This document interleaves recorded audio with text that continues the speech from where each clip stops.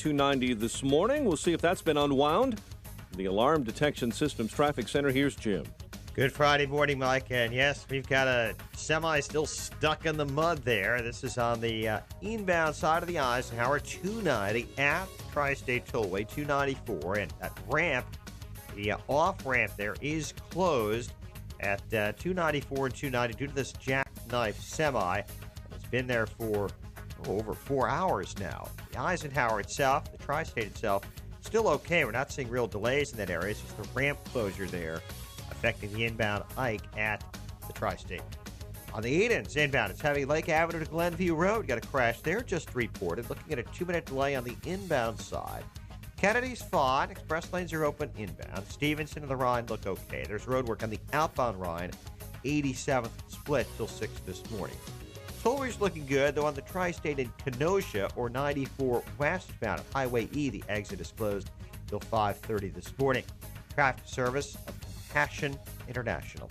Can't change the whole world. You can be part of the change in the world for a child living in poverty. Becoming a Compassion International child sponsor. You can choose a child sponsor now at compassion.com/radio. That's compassion.com/radio. Traffic answers when you need them most. I'm Jim Talamonte on AM 560. The Answer. Chicago's Morning Answer starts next. Your official Chicagoland weather forecast from the 1-hour heating and air conditioning weather center with our meteorologist, Kevin Snyder. Humid today with clouds and sun, couple of showers and a thunderstorm. High 82. Partly cloudy night, low 69. Tomorrow, partly sunny and seasonably warm, high 84. I'm Kevin Snyder on AM 560, The Answer. 69 at O'Hare, 70 along the lakefront. Next news, 5:30. Chicago's Morning Answer with Dan and Amy starts now on AM 560, The Answer. This hourly segment is brought to you by the Money Hour radio show, Saturday afternoons at 3 on AM 560, The Answer. Brought to you by Pearshell Financial Group. This is Chicago's Morning Answer with Dan Proft and Amy Jacobson on AM 560. The Answer.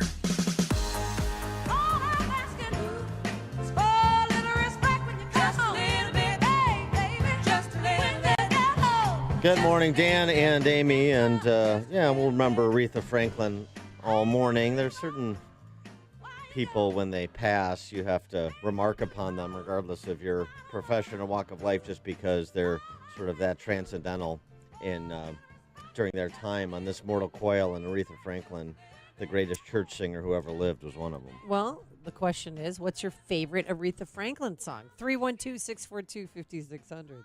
It's our Turnkey.pro answer line. Which one's your fave? I'm going to have to think on that. Now, you listen to me. I love you, but I'm the man and you're the woman, and I'll make the decision concerning my life. You better think about what you're saying. You better think about the consequences of your actions. Oh, shut up, woman. You better think about what you're trying to do to me. Yeah, think that you might gonna let yourself be free. She set McIntyre Murphy straight. No question about that. That film, that was her comeback film. I mean, people, she kind of was lulled in the 70s, and she came back with that and Blues Brothers. 18 Grammys, 21 number one singles, twice divorced, a mother of 4. But do you know at the age of 14, when she recorded her first song, she was pregnant with her second child. She two children as a teenager, and she was. And she was loyal to them and dedicated, and didn't pass off motherhood to anybody. She raised those kids on her own. Well, and came from the church. Her dad was a pastor, a minister, and that's where she got her start, following him around. An important man, a friend of Martin Luther King, which is part of the reason that she sang at his funeral. What can you say about somebody with unearthly talent like Aretha Franklin? Although the interesting thing to me was looking at some of the tributes to her yesterday online. Yeah. People pulling different performances of hers, and I had forgotten about this one, but it was great because it was all the divas of the time together, and who stood out in 1998 when VH1 did a Divas Live telecast. Yeah. And it was Mariah Carey, Carole King, Shania Twain, Gloria Estefan, and, well, you know, the Diva's Diva. We did Natural Woman at the end of the show, and that's Aretha's song, and Aretha rightly, you know, is the star of that song. But here we are on a stage full of divas, and Aretha's, you know, as she will tend to do, God bless her, sort of taking over. And then the part where Celine was supposed to sing, here's Aretha still singing.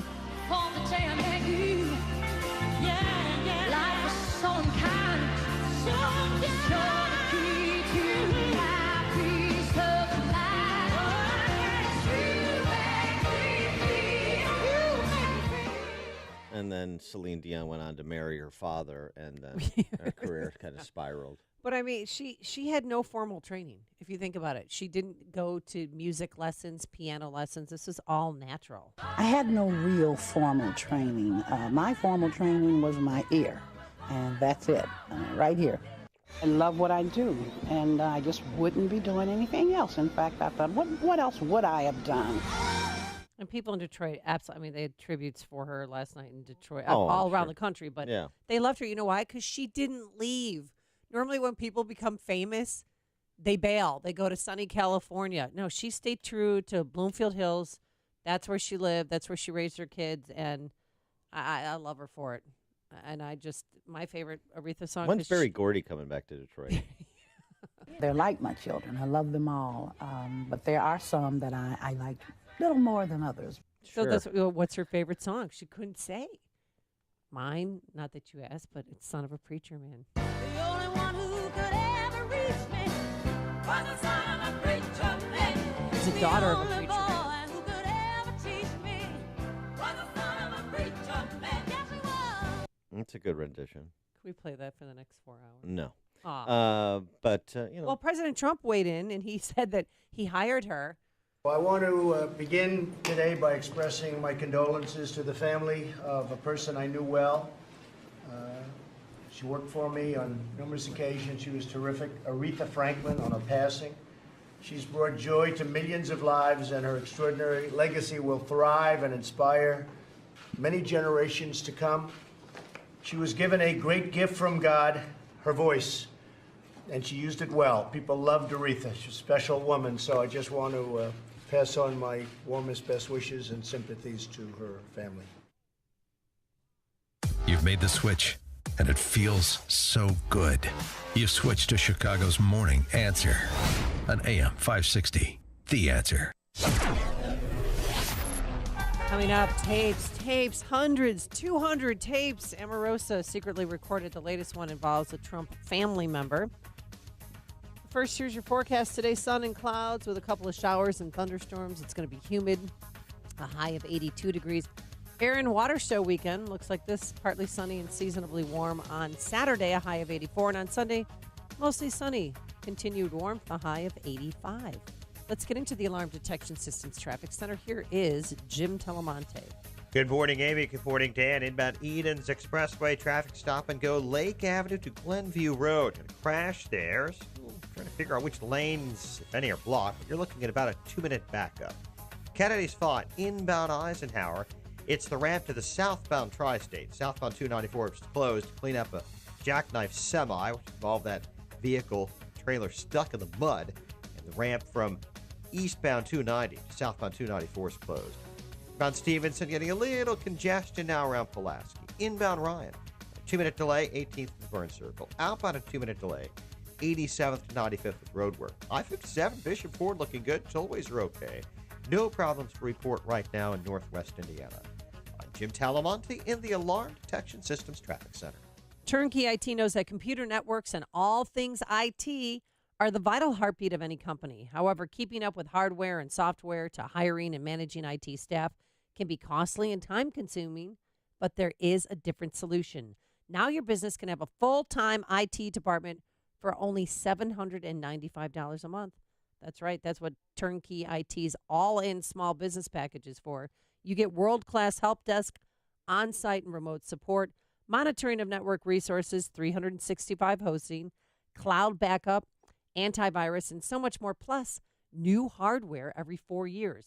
Hey, where can you hire a reliable and highly capable employee for less than $10K per year? You don't have to with Turnkey IT. From one person to 200 employees, it's easy and affordable with Turnkey IT. You run your business. They'll handle the technical stuff. Visit turnkey.pro today. That's turnkey.pro.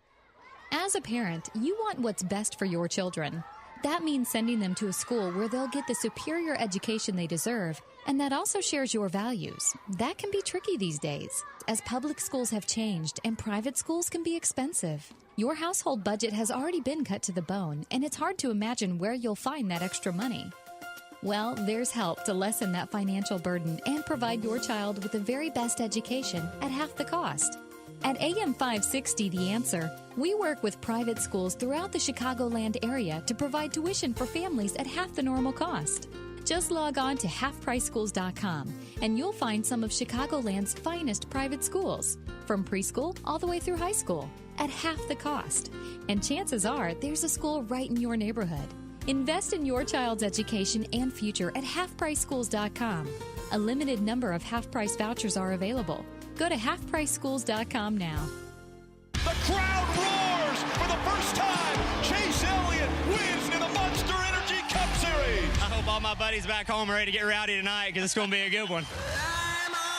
The first win is just the beginning. The Bristol Night Race is one of the coolest races you can win. Racing under the lights in Bristol, baby. We have a very long season, and peaking at the right time, to me, is key. The Bristol Night Race, Saturday at 7:30 on NBCSN. Are you looking for senior care for your mom or dad but don't know where to start? Hi, I'm Jen London with The Place for Mom. Nobody knows your parent or loved one better than you, and nobody knows senior living better than the experts at A Place for Mom. It's a free service, and we've helped thousands of families find the right place for their mom or dad. There's a place for answers, A Place for Mom. Call today. Call A Place for Mom at 1-800-379-1174. That's 1-800-379-1174. AM 560, The Answer.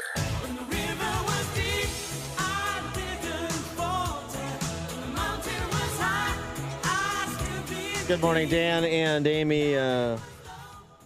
Keith Ellison, the number 2 at DNC, congressman from Minnesota, who's now the Democrat nominee for Attorney General there.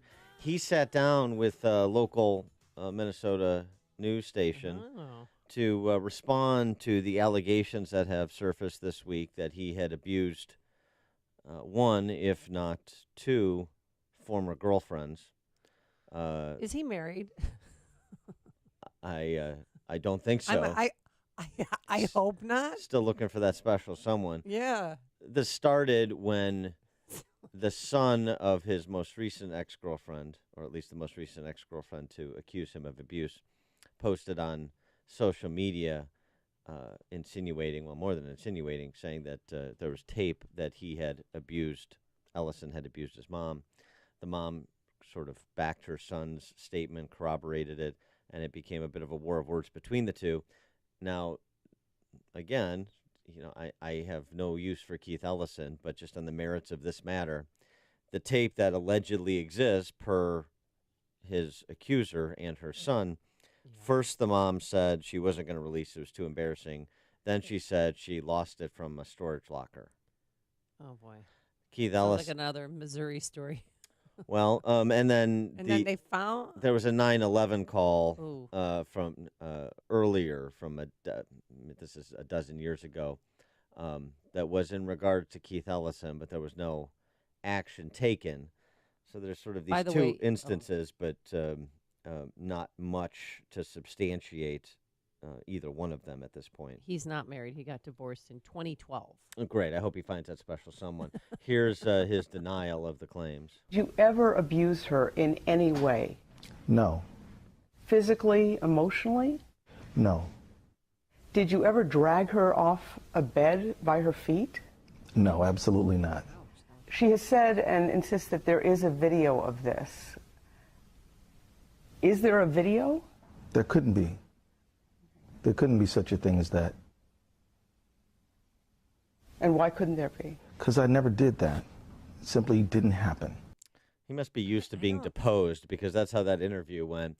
That does not seem real. I mean, he sounds like he's lying. Well, now wait for the waterworks. Oh. Oh, because he gets a oh, little there bit was a warm-up? emotional. Okay. Let's gets a little Don't bit you go emotional when asked to speculate on her motive, the accuser. I'd say, look, we love each other. We don't have to destroy each other.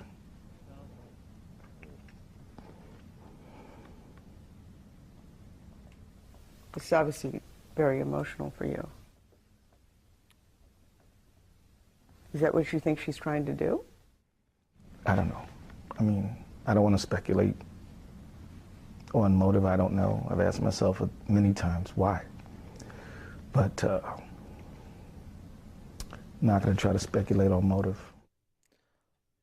So now, are you Don't convinced? You go there, man. Well, she broke her silence to CBS News and talked about it. And she didn't seem as upset as he was. Right. Maybe the whole she we says- love each other. Well, maybe there's a difference of opinion on that score. It was interesting to say we don't need to destroy one another. You can interpret that in a couple of different ways. One, you can say innocently enough, he's like, the war of words hurts both of us in the press. The other is that it's sort of a veiled threat. Like, if you continue this, I'm going to destroy you. Well, she claims, that he looked at her and he said, "Hey, you blank, you hear me?" Then he said, "B word, get the blank out of my house." And he started to drag me off the bed. And that's when I put my camera on to video him. And she was going to be releasing that. But then she couldn't find it. Right. But she told CBS she still has it. Then she Called- doesn't have it. Yeah. So, again, I am loath to give Keith Ellison the benefit of the doubt, but if we're going to look at these situations in a fact-specific way, in this Me Too era, as I've suggested before, then we have to strip out the names, as it were, and look at the relative quality of the allegation and the response. They dated for 3 years. Oh, I'm sorry. They dated for 3 years. She said that's the only time he got physical with her. Yeah, I got to say, I'm not at all persuaded by what has been presented so far against Ellison. I really am not. I mean, I think could he have told her to get the blank out of her house one time? Yeah. Sure. That's when you got to go. How can I miss you when you don't leave? That's not a abuse. That's not a Me Too moment. No. Get the heck out of my house. Okay. Or they had an argument, and it's better sometimes if you separate parties. So, I don't know, I don't know if maybe her son initiated something that she didn't want initiated, and now she feels like she needs to back up what her son had to say, or people remember it differently. I don't know exactly, but I have to say, I'm at this point. You're not convinced. At this point, I'm Dan Proft has spoken. No, at this point, I'm going to have to give Keith Ellison the benefit of the doubt, and I just hate to do it. But that's what you got to do. Coming up on Chicago's Morning Answer. Oh, well, Jim Clapper talks. If we haven't heard enough from these dandies that used to run intel agencies when Obama was president, you're going to hear from clap on, clap off, Jim Clapper at 5:38. But first, let's go into the newsroom. Here is Mike Scott. Fair skies and 69 degrees. Teenage couple is accused of brutally murdering the girl's former boyfriend. His burning body was found earlier this week in West Chicago. 16-year-old Tia Brewer and 18-year-old Francisco Alvarado were ordered held without bond yesterday in the killing of 18-year-old Luis Guerrero. Jury deliberations continue today in the bank and tax fraud trial of former Trump campaign chief Paul Manafort, and it was a weak day for the prosecution. As Fox's Jared Halpern has more from Washington. Jurors will start a second day of deliberations this morning, ending its first day with questions for the judge, including clarification on reasonable doubt. Judge T.S. Ellis said reasonable doubt is a doubt based on reason. The government is not required to prove guilt beyond all doubt. The jury is weighing 18 felony counts against Paul Manafort, President Trump's former campaign chairman. He's accused of tax evasion and bank fraud. Prosecutors say Manafort used offshore accounts to hide millions of dollars from the IRS. In Washington, Jared Halpern, Fox News. New York Governor Andrew Cuomo continuing to get slammed for comments he made this week. Speaking at a bill signing event in New York City, Cuomo said, "We're not going to make America great again. It never was that great." Republican candidate for governor Mark Molinaro now is demanding an apology. This nation, with all of its imperfections and flaws, is great because of its principles, its ideals, its promise, and its potential. It has been the beacon of light, hope, and opportunity for countless generations for hundreds of years. This governor should know better. New York City Mayor Progressive Bill de Blasio is even pressing Cuomo to issue clear statements. An Arizona police officer is fighting for his life after an exchange of gunfire overnight. Phoenix Police Sergeant Mercedes Fortune says the officer is in very critical condition. The suspect actually fired at our officer twice. Our officer did return fire. The suspect and our officer were both injured with gunshot injuries. Both were transported to the hospital. Witnesses told police the officer was simply making a traffic stop. Investigators believe they have found the bodies of two young girls allegedly killed by their father earlier this week in Frederick, Colorado. At a hearing yesterday, prosecutors said the suspect killed 34-year-old Shannon Watts and his daughters inside of their home. Watts was arrested for 3 counts of first-degree murder, each a Class 1 felony, and 3 counts of tampering with a deceased human body. Watts is currently held without bond. Here in Chicago, a boy is in custody after one teen was killed and others seriously hurt in a shooting outside of a basketball tournament in Chicago's Garfield Park. Police are looking for several suspects following a home invasion in Orland Park. Authorities say 3 entered the home Tuesday near Trenton and Concord and confronted a couple inside. Investigators believe the 3 suspects were familiar with the couple's son and intentionally picked the home to look for money. Chicago's Air and Water Show takes place this weekend. The free event, it comes at a price, a little peace of mind at North Avenue Beach, Saturday and Sunday. Headliners include the Air Force Thunderbirds, the Army Parachute Team Golden Knights, and the Leapfrogs of the Navy will be back again. Chicago sports, John Lester back in good form. Cubs blanked the Pirates 1-0. Bears are prepping for their 3rd preseason game against the Broncos tomorrow night. And the White Sox begin a 3-game home set with the Royals at the rate. The News is a service of Positive Coaching Alliance. Got issues with youth or high school sports? Positive Coaching Alliance can help. PCA is a national nonprofit offering more than 1,000 free online resources for youth and high school sports. Coaches, students, and administrators visit PCADevZone.org. 5:34. We'll have a check of traffic and weather on the way next on AM 560. Mike Gallagher, The Mike Gallagher Show. There are plenty of good, solid journalists who do their best to report the news straight down the middle. But there are plenty of corrupt journalists who masquerade as news people who are actually advocates. They're trying to stop this presidency, and normal people know it. The Mike Gallagher Show. Weekdays at 9, right before Dennis Prager at 11 on AM 560. The Answer. Pursue your passion with a degree from Aurora University Online. Choose fully online programs in business, computer science, and more. To learn more, visit online.aurora.edu. Attention Chicagoland job seekers in manufacturing and warehousing. Nexus Employment Solutions may have the right position you've been looking for. Nexus Employment Solutions combines commitment, character, and communications to connect employers with employees and employees with jobs that are more than just a good fit. Nexus is creating game changers for companies and job seekers, one successful match at a time. They'll do everything in their power to make you feel heard and understood, and offer a great variety of employment opportunities. They're committed to treating all employees with kindness, dignity, and respect. At Nexus, they invest the time to get to know you and your career objectives, and they'll place you in the right position to meet your needs. Start today by visiting jobs.nexusemployment.com. That's jobs.nexusemployment.com. Log on today to jobs.nexusemployment.com.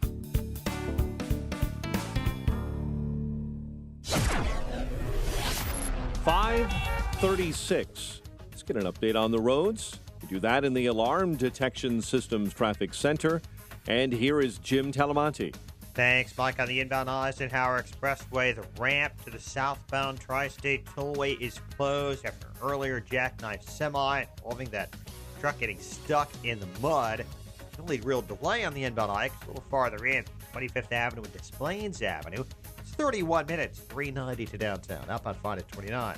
A jam on the inbound Edens, Winnetka Road past Lake Avenue. It's crashed. 2 left lanes are blocked there.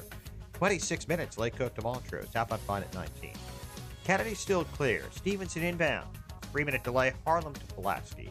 Inbound Ryan, looking at 19 minutes, 95th to downtown. Heavy Cermak into the circle. Outbound 18 minutes, go 87th and 95th construction. Bishop Ford, 22 minutes, 80-94 to the Ryan. Tollway still okay. Northwest Indiana Supply. Traffic service of Unbound.org. You sponsor through Unbound. Not only open the door to education for a young person, empower a family, build a foundation of financial stability, empowerment, and respect. See your contribution grow into opportunity. Unbound.org. Traffic answers when you need them most. I'm Jim Talamonte on AM 560. The Answer. Chicago's Morning Answer continues next. Your official Chicagoland weather forecast from the 1-hour heating and air conditioning weather center. Sun and clouds. Couple of showers, maybe a thunderstorm today. Still humid, high 82. Currently 69. Next news coming up at 6. Chicago's Morning Answer with Dan and Amy continues next on AM 560. The Answer. This hourly segment is brought to you by The Lou Bridges Show, a show about the truth of the foreclosure crisis. Saturday mornings at 8 on AM 560. The Answer. If you're talking about it, I'll be talking about it. Dennis Prager here. Join me this morning at 11, right here on AM 560, The Answer. Good morning, Dan and Amy. It's time for some raw audio.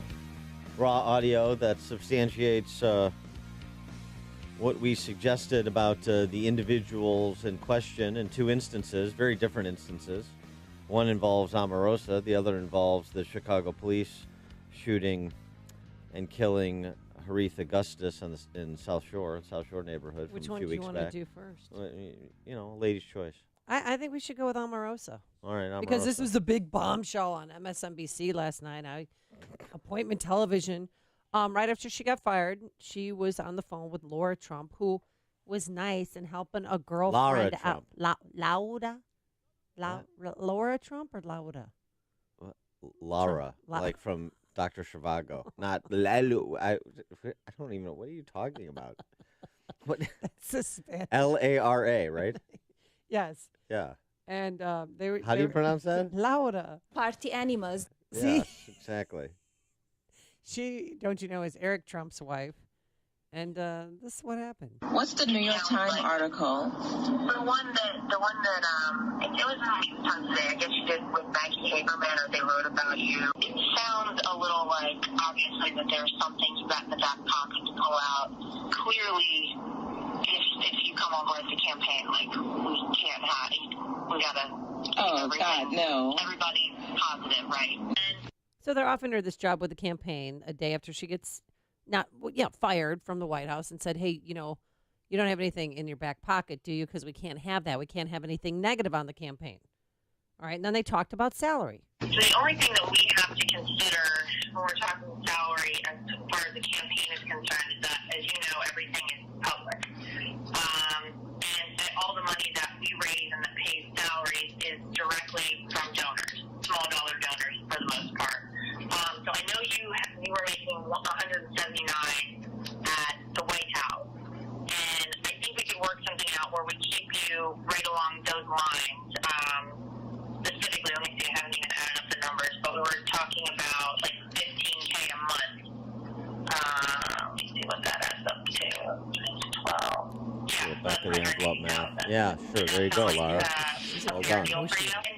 I mean, this is... So, I'm being bored to tears. So okay, what? well, because Omarosa said the $15K a month was hush money. Wanted the best for me. They wanted me to come in, but she made it very clear that if I joined this campaign, that I would have to be quiet. I wouldn't be allowed to talk to reporters. I wouldn't be allowed to say anything against Donald Trump. She, as she stated in her own words, had to keep it positive. You can't be talking about those things. What is this thing you have in your back pocket? I saw this as an attempt to buy my silence, to censor me, and to pay me off Censor. $15,000 per month by the campaign. You saw this as hush money.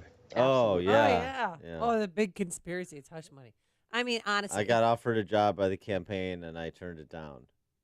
Well, she's an idiot. Okay. And they were nice. They were extending an olive branch to her, like, hey, you know what, we'll keep you on, but you can't say anything negative about the president. I mean, it's basic stuff. This is not another I got you moment. And the New York Times is reporting this morning, Dan, that she has 199 other tapes. I hope of they're as conversations. exciting as this one. It just shows that she's sick. I mean, you don't do that to friends and colleagues, secretly record them. That's like a full-time job. Well, remember the Saturday Night Live skit during the Democrat primary for president? Which one?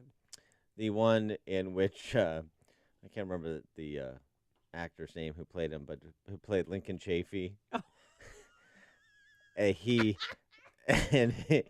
He made some kind of statement, or his closing statement was, bye forever, everybody. I'm leaving now. Bye forever. Okay, so bye forever, Omarosa. Bye-bye. Okay. Yeah. All right, so now on to serious matters. And this is the Chicago police shooting of Harith Augustus, the barber in South Shore neighborhood, after police noticed he was carrying a gun in his waistband. They stopped him. This is reflected in their report. One of the police officers tries to take his ID from him. He spins away from them. You see the gun in the waistband on the body cam video. He reaches for the gun, and they shoot and kill him. And, of course, this has generated outrage in certain quarters where any police-involved shooting, whether it's a good shoot or not, is going to generate outrage. But more audio now released of the cops' interaction after the shooting. Yeah, and there's 5 different tapes that are released. One's a surveillance camera from far away. And you can see him, Dan. I didn't know this. They were trying to talk to him. They knew he's walking down the street with a gun. You could see the gun for blocks. And the officers were trying to, talk to him. And then a woman, attempted to restrain him, but he wiggles away, as you mentioned. And you can hear this all now because the audio is released. Police shot. Shots fired at the police. Or police officer. Shoot. 715, we got a unit having an emergency, 715. Lance on 715, what we got? Who are you?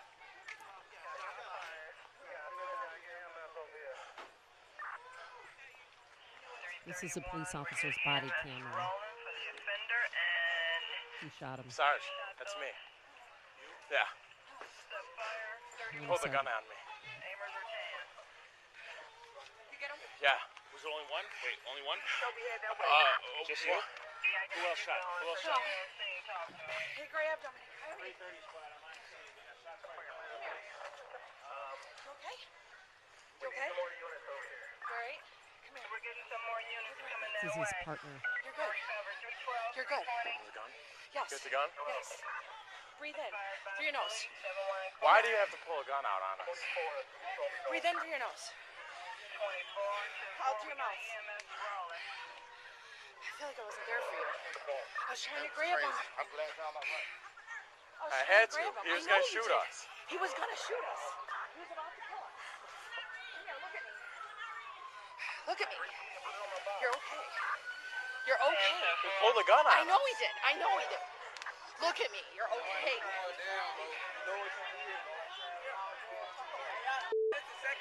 Get away. Get away. That female cop, the blonde female cop, I don't know her name, but if I ever see her on the street, I will give her the biggest hug. She protected her partner. She even said, I feel like I wasn't there for you. And she calmed him down. And then the crowd, this one guy started, like, that's him. That's the one who shot him. And she pretty much, she scared him away.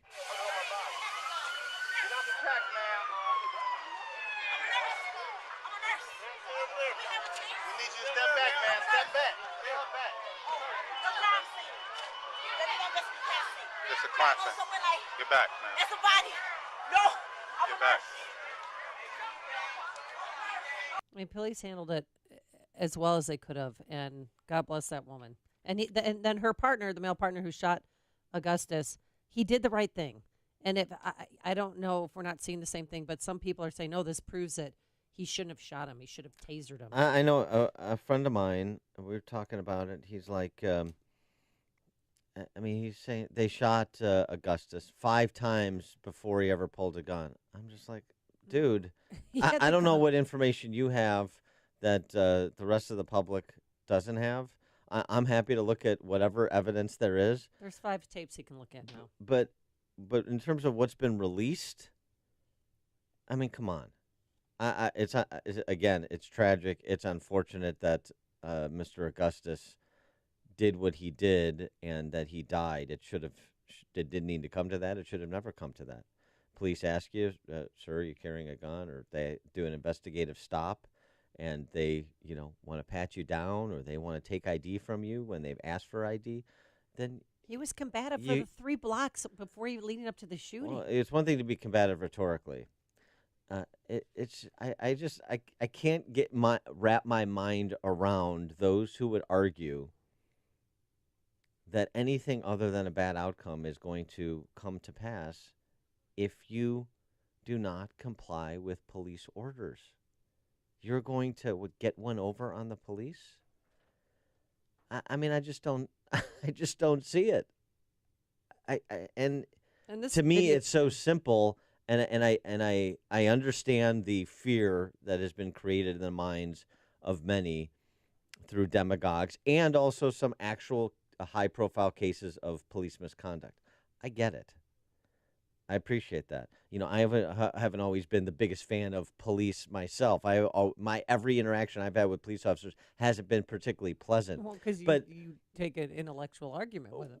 But the idea, though, the idea that I would ever think to physically confront a police officer or police officers, plural. Yeah, because there were so many different officers. As he walked down the block, you can see different people trying to stop him and talking to him. You can see the gun in his holster as he's walking. And they just want to like, hey, what's up? I just don't understand the attitude toward police. I just don't understand that attitude toward police. How you think this is going to go. I mean, how you think this is going to go. I really want to hear a response to that from people who take this kind of categorical antagonistic position toward police, who want to defend everything that somebody does wrong and in failing to comply with a police order, and will never give police the benefit of the doubt. Forget, as I say before, the person who has the worst attitude toward police, who thinks the worst of police all the time in every instance, that should be the person most inclined to comply. Because if you think they're that bad, if you think they're looking to harass you or abuse you in some way, then that should make you even more compliant, shouldn't it? Because you know that you're not going to win any physical confrontation with police. So why would you initiate one? Why would you escalate one?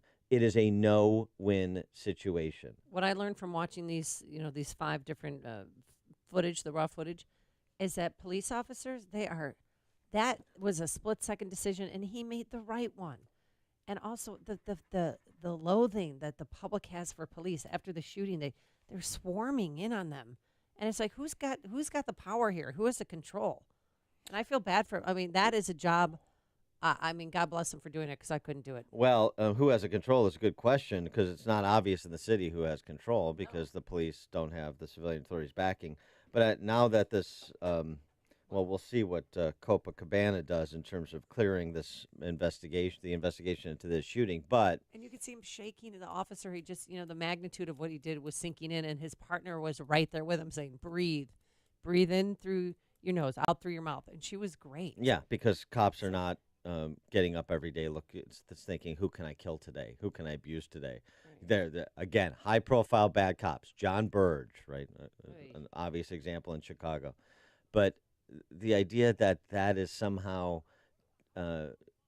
representative of 12,000 Chicago police officers is so illogical and absurd. Again, I just have a hard time figuring out why this is such a difficult conversation, why it's so challenging to get consensus on this when it seems just patently obvious, the evidence overwhelming. But here's the thing about this. If COPA closes this case, The good news is, not just for those officers involved in the shooting, the good news is they can focus then on investigating the police officers who were Use involved. The wrong pronouns? Well, though any police officer used the wrong gender pronoun, of course. They should be taken off the force. But in addition to that, police officers that may accidentally be involved in breaking up a counterfeit goods ring in Pilsen, and somebody in this country illegally could be, as happened, taken into custody by ICE and subject to deportation, for being in this country illegally. For police to even be in the proximity of intervening in such criminal activity obviously is not consistent with Chicago values as defined by Tiny Dancer. So now Danny Solis and Copa can focus all of their energy on investigating those terrible Chicago police officers who responded to or who were somehow engaged with DHS and ICE in breaking up this criminal enterprise in Pilsen, such that you may have a person in this city and country illegally deported. I mean, the horror of that. That's real police misconduct in Chicago. Hear about the big stories of the day, then talk about them right here on Chicago's Morning Answer on AM 560. The Answer. Looking to refinance your existing mortgage and want the lowest rates and lowest closing costs? Then you need to call Team Hochberg. Other lenders boast about having low closing costs, which is like me saying I look good in a pair of 32-inch pants. Truth is, other lenders' closing costs are substantially higher than Team Hochberg's closing costs, and I haven't fit into a pair of 32-inch pants in over 40 years. Compare Team Hochberg's closing costs against any other lenders, and if our closing costs aren't lower, I'll donate to Veterans Roasters, an organization who hires homeless veterans to roast coffee, and an organization Team Hochberg already financially supports. When securing a mortgage, you can either work with a lender whose definition of low closing costs are over $1,000 higher than ours, or you can call Team Hochberg now at 312-751-1333. Team Hochberg has helped thousands of AM 560 listeners, but we can't help if you don't call 312-751-1333 or visit am560david.com. Pearl Mortgage, an equal housing lender, Illinois residential mortgage licensee, 4358, and MLS 19186.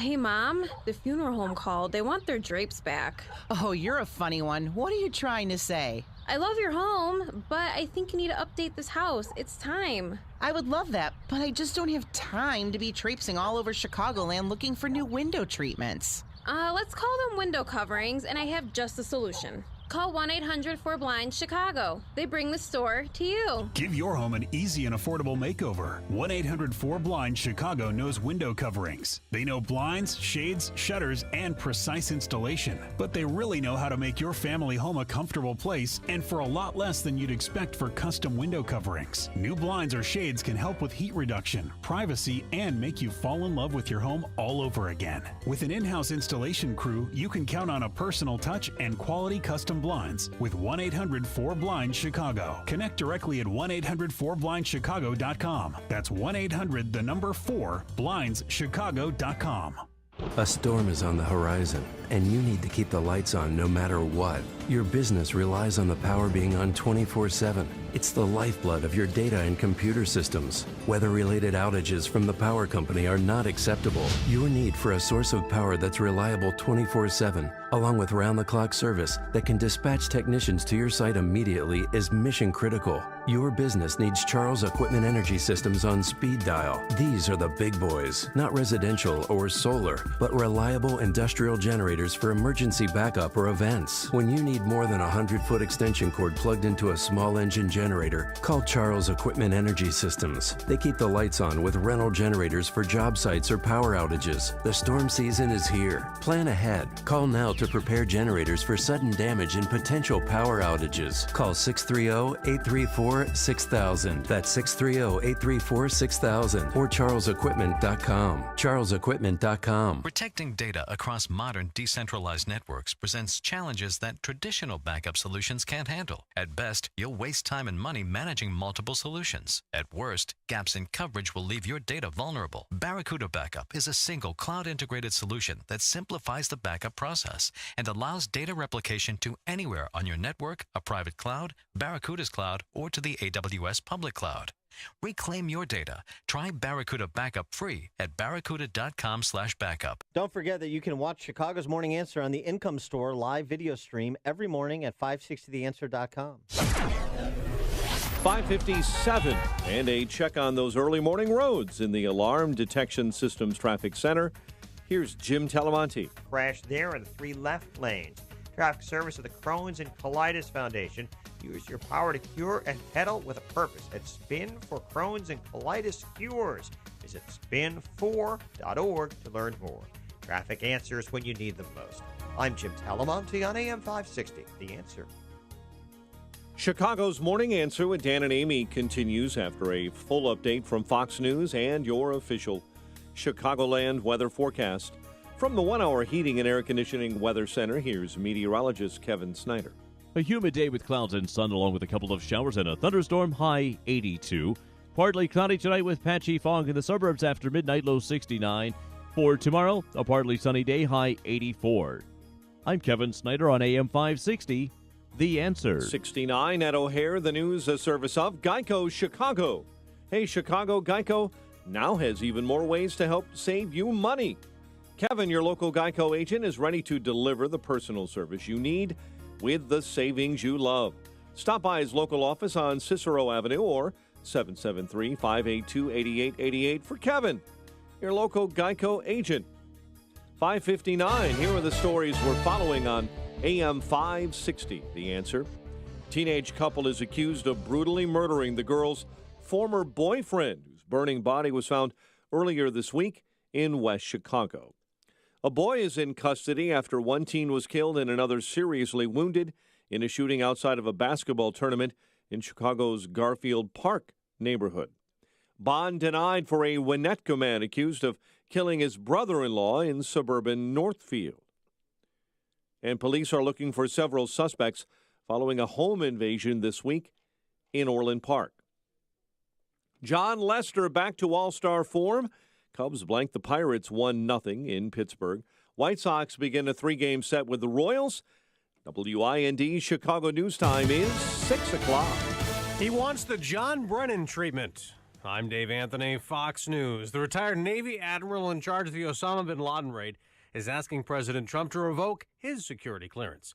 William McCraven claims the president's embarrassed, humiliated, and divided us as a nation. A dozen former intel officials are also critical of the president. Fox's John Decker live at the White House. Those former senior intelligence officials, including 6 former CIA directors, have joined forces to sign a letter calling President Trump's action against former CIA Director John Brennan ill-considered and unprecedented. 2 of the signees, former Director of National Intelligence James Clapper and former CIA Director Michael Hayden, may also have their security clearances revoked. The letter addressed to the president said the Brennan decision has nothing to do with who should and should not hold security clearances and everything to do with an attempt to stifle free speech. Dave? John, the president blames Brennan for leading what he calls the witch hunt, the Russia investigation now headed by the special counsel. Republican Senator Susan Collins does not support revoking Brennan's clearance, but is continually attacking the president in very political terms is a disservice to the intelligence agency that he once headed. The military parade President Trump had called for Veterans Day weekend being put off until next year. The AP reports the parade's price tag, $92 million, is 3 times initial estimates, but Defense Secretary Jim Mattis says, whoever told you that is probably smoking something that's legal in my state, but not in most states. A police officer's in critical condition in Phoenix, Arizona after being shot at a traffic stop. He fired back, and the gunman's also critically hurt. A Colorado man jailed without bond awaiting murder charges. Chris Watts has reportedly confessed to killing his pregnant wife and their 2 young daughters days after he claimed they were missing and urged them to come home, telling reporters. Fox News, fair and balanced. It's the Ford Summer Sales Event. And now, while selection is best, it's the best time to buy. With amazing offers across a full lineup of Ford vehicles, now is the time to make summer go right with Ford, America's best-selling brand. Stop by a local Ford store or shop online at buyfordnow.com, because there is no better time than right now to get behind the wheel of a new Ford during the Ford Summer Sales Event.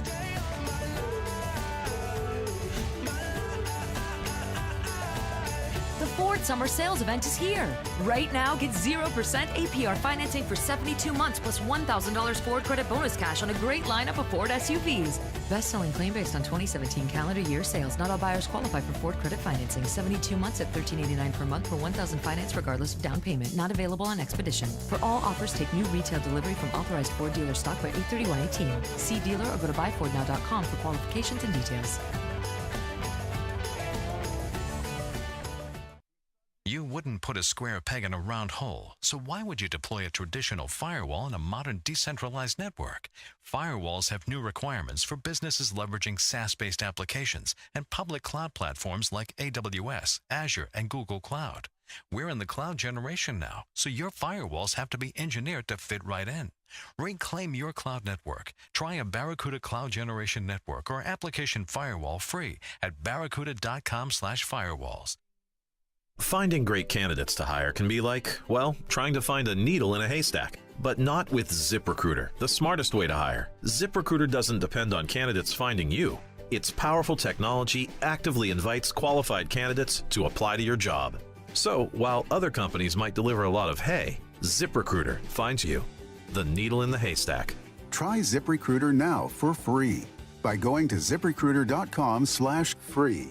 That's ZipRecruiter.com/free. As a parent, nothing fills you with pride more than your child excelling at something they love. For some, it's sports. For others, photography. At Center Stage Dance Studio in Bloomingdale at Stratford Square Mall, it's dance. Children of all ages have embraced dance at Center Stage for years. And now with their new state-of-the-art 11,000 square foot location, there's the new Little Princess birthday party room, homework room, new eating area, and a new separate secure entrance. Daily Herald readers voted Center Stage one of the best dance studios in the DuPage County area. From 2-year-olds to competitive dancers, classes exist for all styles of expression. Tap, jazz, ballet, lyrical, even tumbling classes. Dancer Magazine voted Center Stage one of the top 25 dance studios in North America.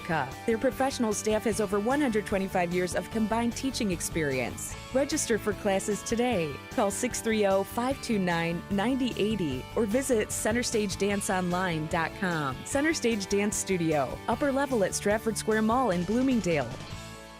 The secret to how the rich keep getting richer is by passing down their wealth, generation to generation. If you do the same thing, you'll be leaving a legacy and be doing one of the most important things possible for the people you love. The ugly truth is, you don't have an estate plan. Everything you own, including your house, cars, investments, everything could be tied up in courts for a year or longer. It could cost your estate tens of thousands of dollars in probate and legal fees, even double government taxation. You can avoid this painful, costly mistake by contacting Tom Fortino of the Alpha Wealth Group. Tom hosts the Alpha Wealth Hour, heard Saturday mornings at 9 on AM 560, and has been a featured expert on Fox Business, Fortune, and Money Magazine. Right now, Alpha Wealth Group is offering you a free estate planning kit if you call 630-873-6326.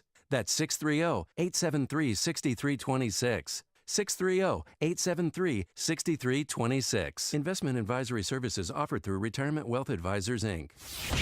This hourly segment is brought to you by Empowered Investing, the show dedicated to investors. Saturdays at noon on AM 560, The Answer. This is Chicago's Morning Answer with Dan Proft and Amy Jacobson on AM 560, The Answer.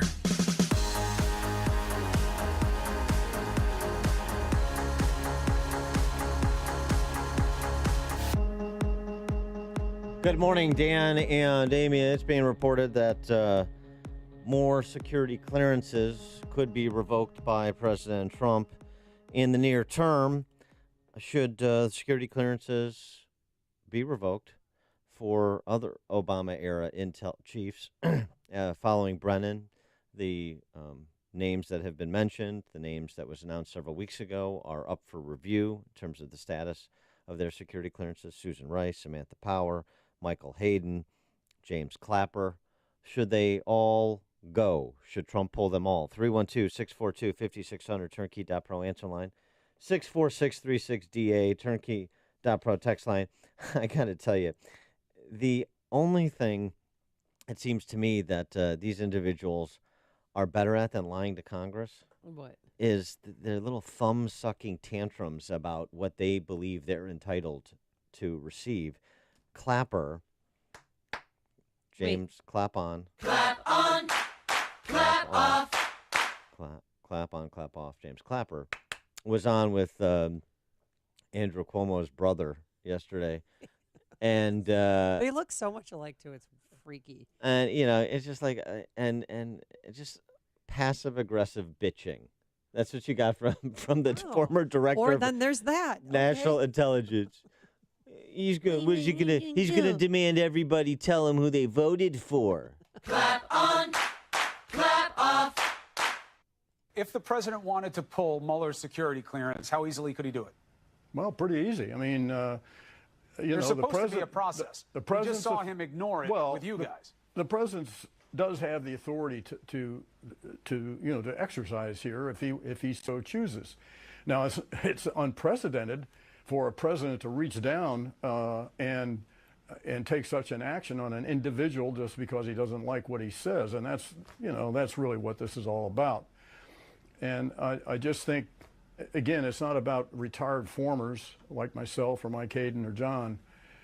It's what else could be done here. Mueller, or ask that members of the intelligence community declare who they voted for, and if you didn't vote for me, you don't keep your clearance. I mean, where does this stop? I'm perhaps exaggerating a little bit here, but this is bigger than just. Much bigger than just revoking John Brennan's eligibility, or possibly mine or the others. I mean, just stop. You're embarrassing yourself, as if you haven't when you lied to the Congress and the American public about the metadata collection program. DNI Clapper, right? Well, and then also former Navy Admiral William McRaven. He demanded that his security clearance be revoked, too, in a show of solidarity. Okay. Oh, fine. Fine. Yeah, and also, if Clapper keeps yapping, he's going to get his security clearance yanked, too. Well, he's up for review, and it should be yanked. But again, if they're not going to add any value, and I don't know what they know, the president, the relevant agency heads would know more about that. I agree with the conversation we had with Andy McCarthy. In the conversation we had with Andy McCarthy yesterday, case by case basis. Even if you find a Clapper, for instance, detestable, if he may have particular information about an ongoing operation that perhaps started under the previous administration, something where his assessment on classified information would be helpful to the cause of the Trump administration, okay, fine. But if the assessment is made that their insights are not needed because they can't be trusted because of their obvious antagonism towards the administration and the president specifically, then the security clearances. Where does this end? Oh, the slippery slope argument. Well, it ends with using people that we trust and in whom we have confidence. So Gina Haspel's been the CIA for a long time. Now she's a CIA director. And Pompeo moved from CIA to state. And he's been a member of Congress, West Pointer, James Mattis, John Bolton. So I have my national security team, Dan Coates at DNI. Right. I have my law enforcement leadership, agency leadership and law enforcement. Now, maybe I'm not exactly thrilled with all of them, but I've got my people. Right. And I'm going to lean on them. And if they're not providing any pushback, that we are going to need to lean on John Brennan or James Clapper or some of these other individuals anytime in the foreseeable future, then the heck with it. It's almost as if he got kicked out of his fraternity, And a lot of Republican lawmakers, senators, congressmen are on Trump's side. I don't know why former government employees continue to carry their security clearance with them anyway. I don't see Mr. Brennan attempting to help the Trump administration. Mr. Brennan has gone way over the line in my view, and I think restricting his clearance, pulling his clearance makes sense to me. The fact that he's out there every single day acting in a very partisan way probably doesn't help his cause. It's true, acting in a partisan way. But it's more than that. I mean, Adam Schiff is less extreme and conspiratorial than Brennan, per that op-ed in the New York Times yesterday.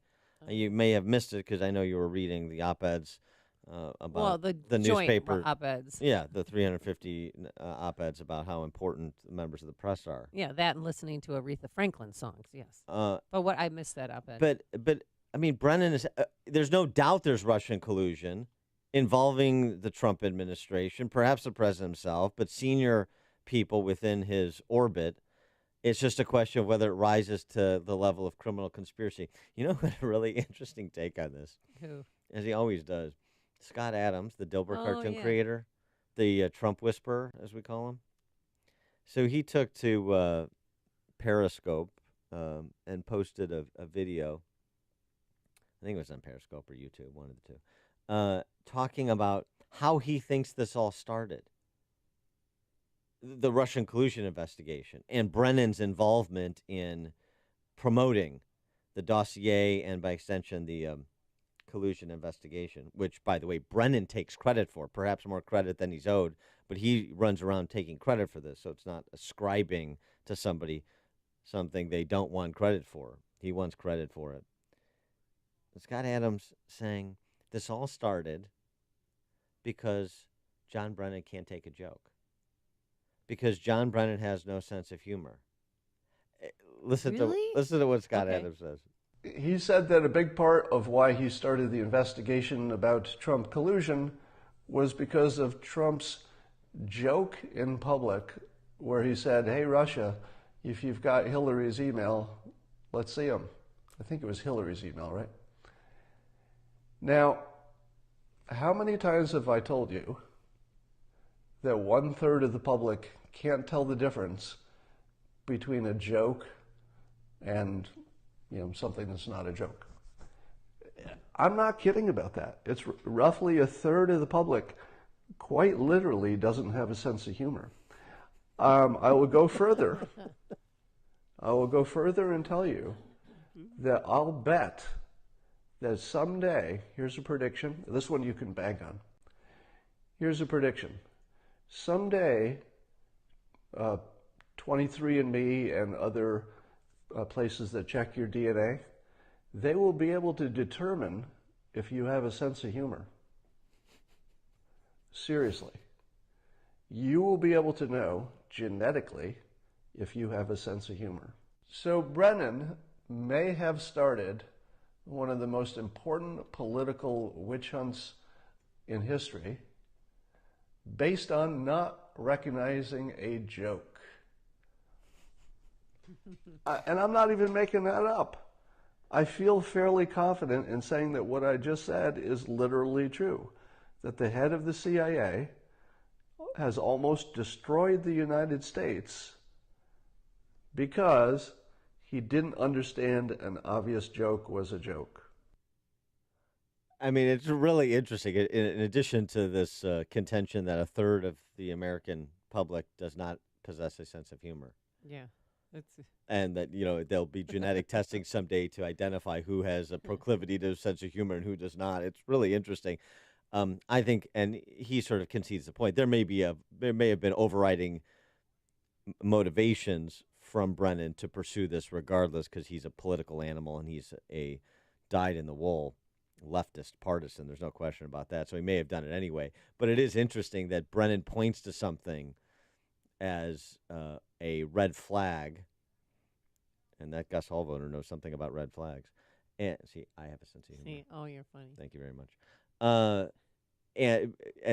So he points to that as a red flag and suggests that's one of the reasons that his spidey sense was tingling, and that obviously it was a joke.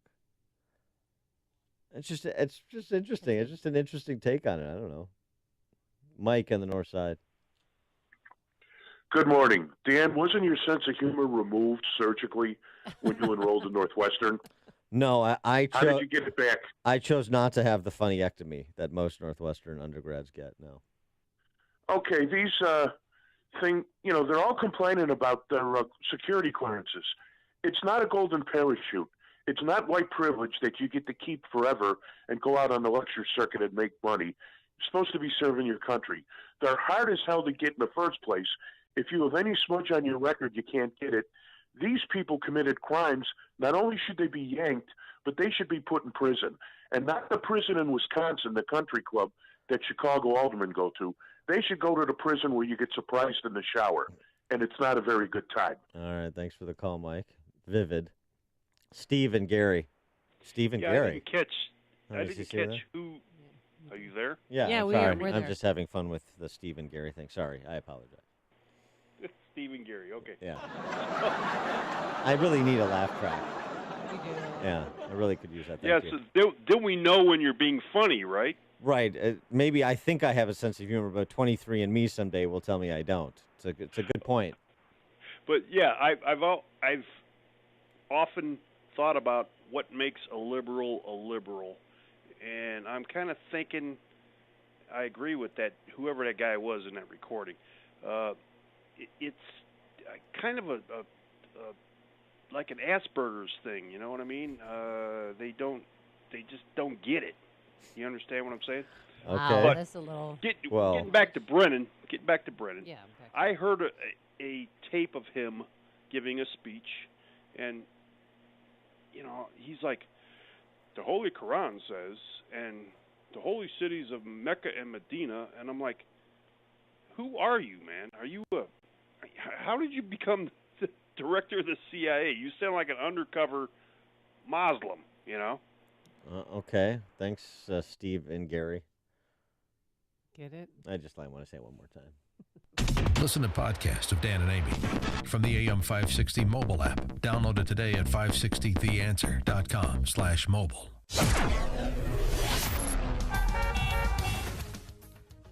Coming up, I love a parade, but it's been canceled by the Pentagon or postponed. We'll tell you why. Forecast for this weekend, Aaron Waters Show. Exciting stuff. Today we're going to have sun and clouds, a couple of showers and a thunderstorm, a high of 82 degrees. And your weekend looks great.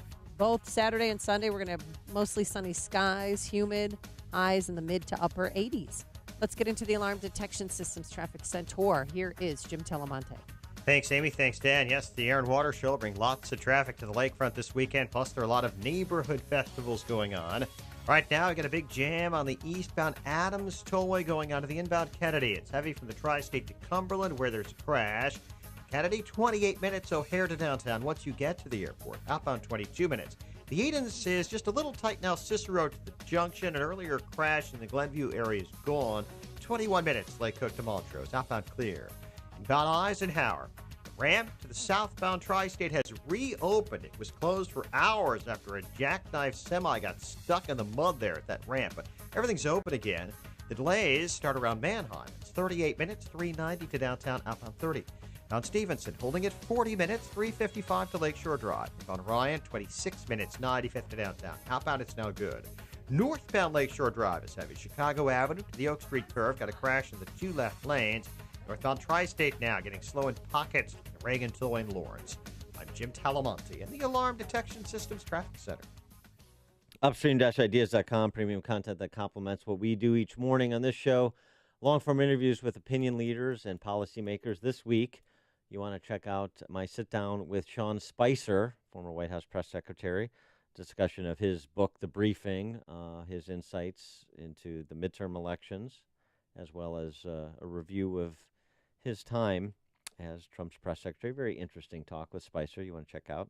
And then our sister site, don't forget that, defendhomeowners.com, where you get a free property tax report on your home. And you can also check out our regional updates on home sales and property tax info and property taxes for the first 6 months of 2018. We'll discuss today Northwest Suburban Cook County and go over the gruesome numbers there. But it's revolt or bolt time with just over 80 days to the midterms, and property taxes, the highest in the nation in Illinois, going to change out the leadership. Take a look at what's happening to your home under this property tax regime. All of that info on property taxes and home sales at defendhomeowners.com. Everything else, upstream-ideas.com. Andrew Womack is coming back to the Chicago area. Don't miss this upcoming free event, the Chicago Gospel Truth Conference. This year, Andrew is joined by Powerhouse Bible teacher Keith Moore of Branson, Missouri. This year's conference will again be held at the Western Lombard Yorktown Center, August 23rd through 25th. Come expecting to receive profound revelation in the Word at this life-changing time of teaching and ministry, where the Word will be taught with clarity, simplicity, with a special emphasis on God's unconditional love and the balance between grace and faith. The conference is free, so bring your family and friends. Go to awmi.net/events for registration and event details. Andrew's Ministry of the Word will change you and set you free. Many will be saved, filled with the Holy Spirit, and healed. Special times of worship led by recording artists Charlie and Jill LeBlanc will uplift and encourage you. You'll be glad you were there. Go to awmi.net/events for registration and conference details. Want to change your son or daughter's life forever? Do the right thing, make them more of a man, make the girls women, then send them to St. John's Northwestern Military Academy. Registration for fall enrollment is underway for grades 7 through 12, and it's providing young men and women now with an outstanding education and preparation for life, because that's what they need. Day boarding or full boarding, St. John's Northwestern Military Academy immerses young men in a culture of leadership. It inspires growth through a commitment to excellence in academics, spiritual and character development, athletics, and our military traditions, shaping mine since 1884. As a mom, I sent my 2 boys to summer camp there because St. John's resonates with the values that I want to see my boys grow up with. To learn more about fall enrollment, to schedule a visit, it's a beautiful 110-acre campus, and you get to meet the cadets, and it's almost life-changing, honestly. If you have any questions or if you want to go for a visit, just call this number, 1-800-SJ-CADET. That's 1-800-SJ-CADET. Or visit their website, sjnma.org. That's sjnma.org. Balance of Nature's fruits and veggies in a capsule.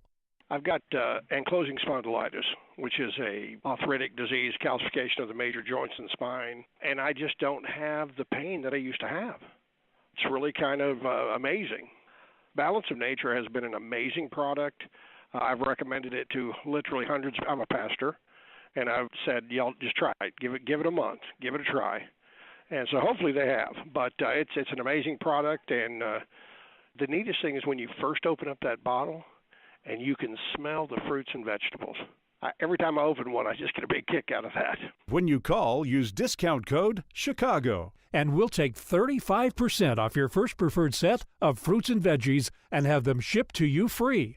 Call 800-246-8751. That's 1-800-246-8751, or go online to balanceofnature.com and use discount code CHICAGO. Your local 1-hour heating and air conditioning knows how miserable it feels when your AC goes out.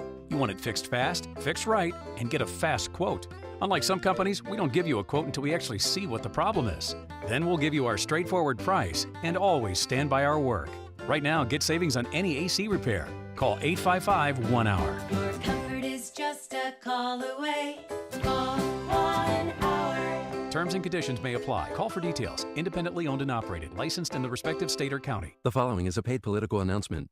More than 1 million illegal immigrants have been apprehended in the U.S. in just the last 3 years. That's more than the population of Indianapolis. We must secure our borders. And where's Senator Joe Donnelly? He already broke a promise to Hoosiers when he voted to grant amnesty to millions of illegal immigrants.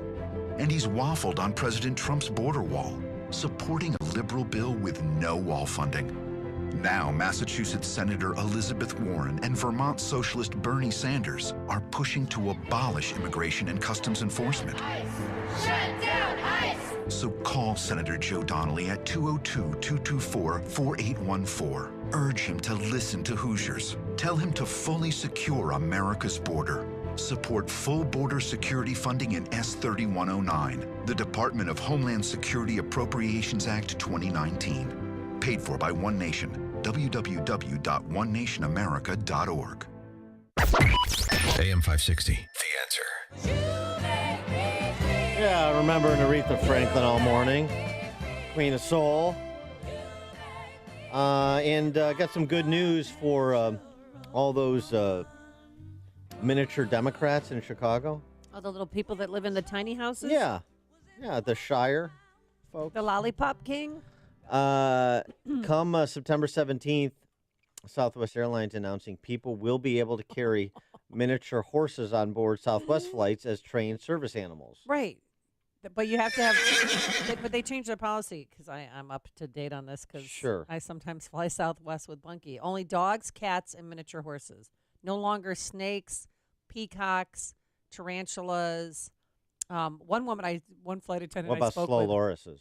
No, said that she had a emotional pet penguin come on her flight, and they had the leash on the penguin, and it walked down. And I said, well, you took a picture of it, right? She said, yeah, but I can't put it on social media. What about a flamingo? A flamingo? No, no birds. But back to the penguin real quick. And then I said, well, what? I mean, did he just sit there? She said, yeah. Then they asked for a cup of ice for the penguin. Chili Willy. Chili Yeah. Isn't that cute? No, but she said it was so cute on the leash, waddling down. Yeah. This is actual video from the penguin. No, waddling down to his seat. Yeah, that's so cute. Except the person is a lunatic. That's the only problem with that story. The miniature horses, though, the little Shetland ponies. So Those are cute. Madigan and Rom and Cullerton and Daly when he Solis, travels. Quigley. Yeah. They're all short. Who They else? can take their little ponies with them when they go on vacation now. Isn't that great? Have you ever seen a miniature horse? They're really cute. And they help people, calm down, lower their blood pressure. They could have like a little. We should get Shetland ponies for all the Chicago Democrats to ride around together. So for the cute. parades. Yeah. Yeah. Oh. Coming up on Chicago's Morning Answer. We're going to talk to Eric Eggers from the Government Accountability Institute about election fraud, since we're just over 80 days from the midterms. And later, parade postponed. I love a parade, and I love that song. And we'll tell you why. But first, let's go straight into the newsroom and say good morning to Mike Scott. Little ponies leave big poo. Just saying. Wow. Just That's saying. very aggressive. So do New Jersey school superintendents. Yes. 67 degrees, fair skies this morning here in Chicago, and a dozen former top intelligence chiefs are panning President Trump's decision to revoke former CIA Chief John Brennan's security clearance. You've been talking about it this morning with Dan and Amy. The joint letter to the White House includes names of 6 former CIA directors, including General David Petraeus, Leon Panetta, Michael Hayden, and George Tenet. The jury gets back to deliberating in the Paul Manafort trial this morning. First day of deliberations did not go the prosecution's way at a courtroom near Washington. Yesterday, a jury sent a note to a judge asking about reasonable doubt and the definition of a shell company. Florida's Secretary of State says Democrat Bill Nelson has until the end of the day to reveal any information he has regarding Russian hacking of Florida's election system. Earlier this month, Nelson released a letter signed by himself and GOP Senator Marco Rubio saying the Senate Intelligence Committee had found Russian hackers accessing voter databases. Nelson is now saying that information is classified. An Arizona police officer is fighting for his life after an exchange of gunfire at a Phoenix intersection. Phoenix Police Sergeant Mercedes Fortune says that officer is in very critical condition. The suspect actually fired at our officer twice. Our officer did return fire. The suspect and our officer were both injured with gunshot injuries. Both were transported to the hospital. One of the busiest airports in the world this morning is tightening security measures after 2 jumped fences to the airport in as many weeks. One of the incident at Atlanta's Hartsfield-Jackson International involved a half-naked man who ran all the way to an aircraft before being taken into custody. Some business news you may want to pay attention to. Uber may be selling its self-driving unit. The tech news site The Information says Uber is under pressure from investors to do so because the division is a huge money loser. Uber had reportedly invested about $2 billion on self-driving technology over the last 3 years. Here in Chicago, a teenage couple accused of brutally murdering the girl's former boyfriend, whose burning body was found earlier this week in West Chicago, have been charged. 16-year-old Tia Brewer and 18-year-old Francisco Alvarado were held without bond. A boy is in custody after one teen was killed and others seriously wounded in a shooting outside of a basketball tournament in Chicago's Garfield Park neighborhood. The public can now view more video of a deadly police altercation last month on Chicago's South Side. Footage released yesterday by the Civilian Office of Police Accountability shows one officer firing at Heath Augustus in the South Shore neighborhood. Afterwards, that officer can be heard asking another officer why the Chicago barber had to pull a gun on them. A former Northwest Indiana teacher accused of using cocaine in her classroom has pleaded guilty to possession of that drug. Samantha Cox entered that plea Thursday under an agreement with prosecutors that recommends the 24-year-old be sentenced to 12 months probation and complete a drug treatment program. Cubs blanked the Pirates 1-0 in Pittsburgh. While the Bears are prepping for their third preseason game against the Broncos, the White Sox start a 3-game home set with the Royals tonight. The news is a service of Unbound.org. A more peaceful, healthy world will happen one person at a time. Around the globe, there are children who dream of helping their families and who hope for the future and who have a name. Know the person you're helping directly at Unbound.org. 6:33 and a check of traffic and weather on the way next on AM 560. The Dennis Prager Show. The Dennis Prager Show. It was one of the greatest decisions of my life not to do homework in high school. It freed me to explore life. I didn't use that time to watch TV. If they'll do some passion from woodwork to musical instrument to a foreign language to reading, my God, is that better? The Dennis Prager Show. Weekdays at 11, right before Sean Hannity at 2 on AM 560. The Answer. Pursue your passion with a degree from Aurora University Online. Choose fully online programs in business, computer science, and more. To learn more, visit online.aurora.edu. Wow, we've been doing a lot of roofs. And we're ready to do yours. This is Mark Olson. And Greg Olson from Crumweedy. Okay, say it. If your roof is needy, call Crumweedy. Remember that when you need repair or when you need a new roof. It's so important to choose your roofing company wisely. Here's our pitch. Installation. It's the ball game. We follow the manufacturer's specifications, so your warranty is totally intact. Most roofing companies don't do that. When we give you a quote, we give you good, better, and best options. You decide. And we're not going anywhere. We're a third-generation family business. 65 years of doing great roofs. We run the company on good, conservative values. For any roofing problem or need, call your roofing guys, Crumweedy. Do we have any special offers? Sure. Just ask. We'll take care of you. Get all the info at myroofisneedy.com. When your roof is needy, call Crumweedy. 630-595-8020. 630-595-8020.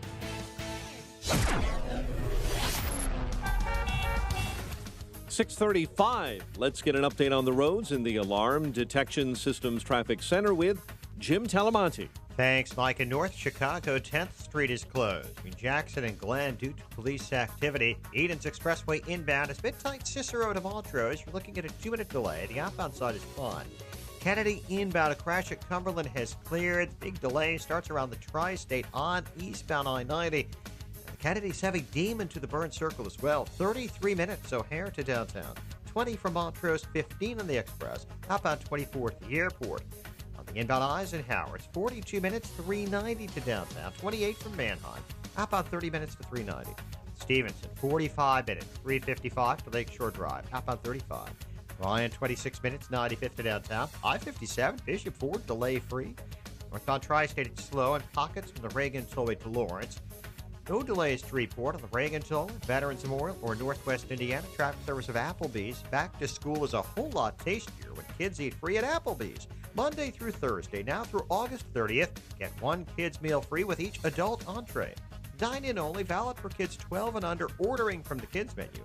Participating Applebee's locations only. Applebee's makes back to school taste better. Traffic answers when you need them most. I'm Jim Talamonte. on AM 560. The Answer. Chicago's Morning Answer continues next. Your official Chicagoland weather forecast from the 1 Hour Heating and Air Conditioning Weather Center. Sun and clouds. A couple of showers and a thunderstorm possible this afternoon. About a 50% chance. Very humid throughout the day as well. High 82, 69 overnight.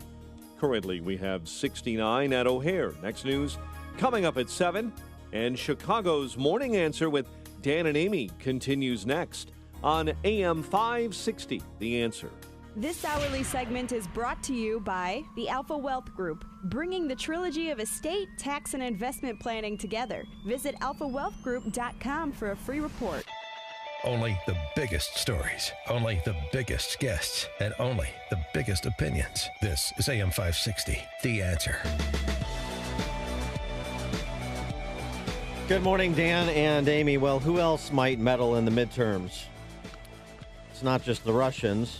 And by the way, an important pronouncement that was made by the federal government, including Rod Rosenstein, when he announced the indictment in absentia of Russian election meddlers, that, again, we Dan Coates saying the same thing. We face threats from other parties who are on-again, off-again antagonists of America. There are other spy agencies.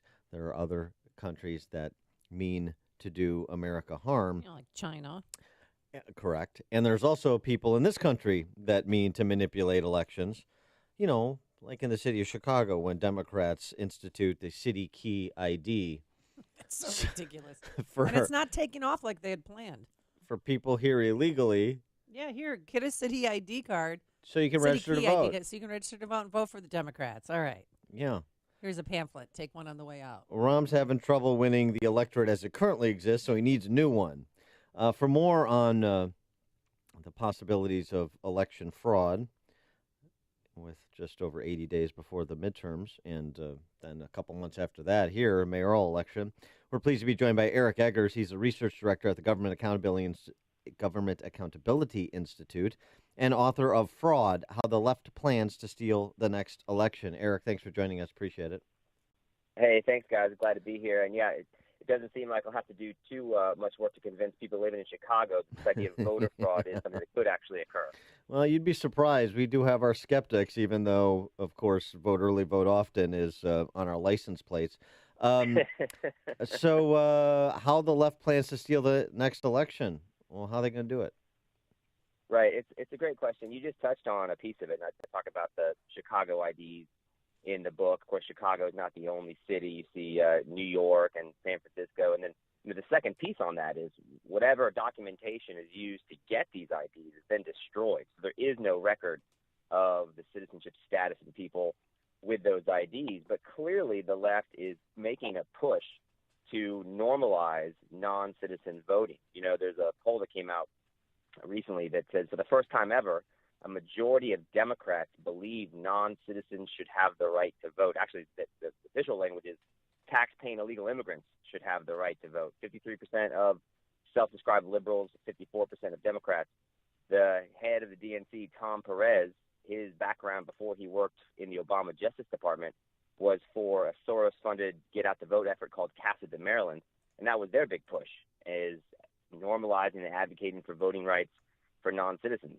Tom Perez's hometown of Tacoma Park, Maryland, has been allowing non-citizen voting since 1992. So it's not only the past in certain key places, but it's the future. And this is just part of the hydra of organized efforts on the part of the left, with Tom Perez as being the official policy spokesperson. And you've got Soros-funded groups that do two things.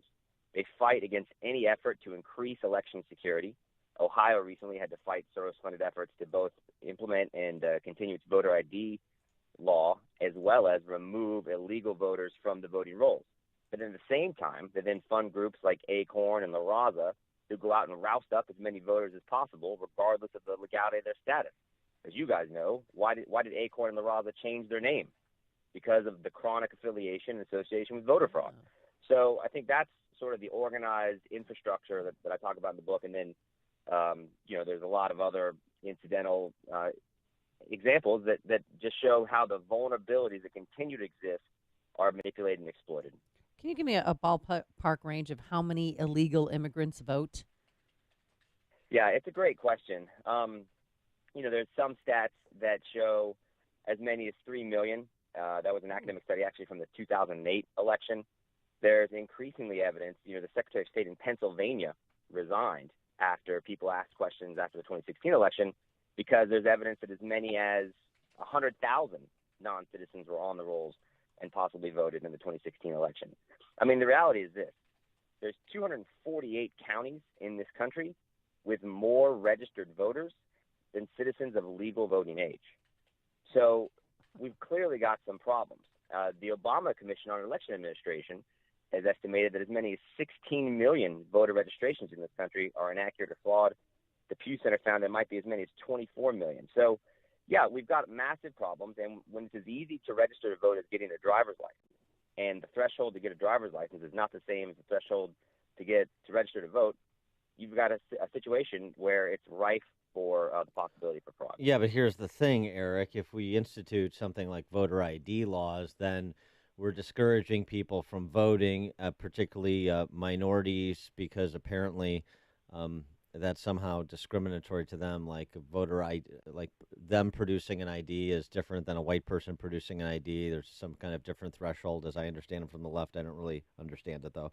But voter ID laws. Dan, I'm going to have to ask you not to use, racially inflammatory rhetoric on the program. Yeah, white So, was white. Was that the thing that offended you?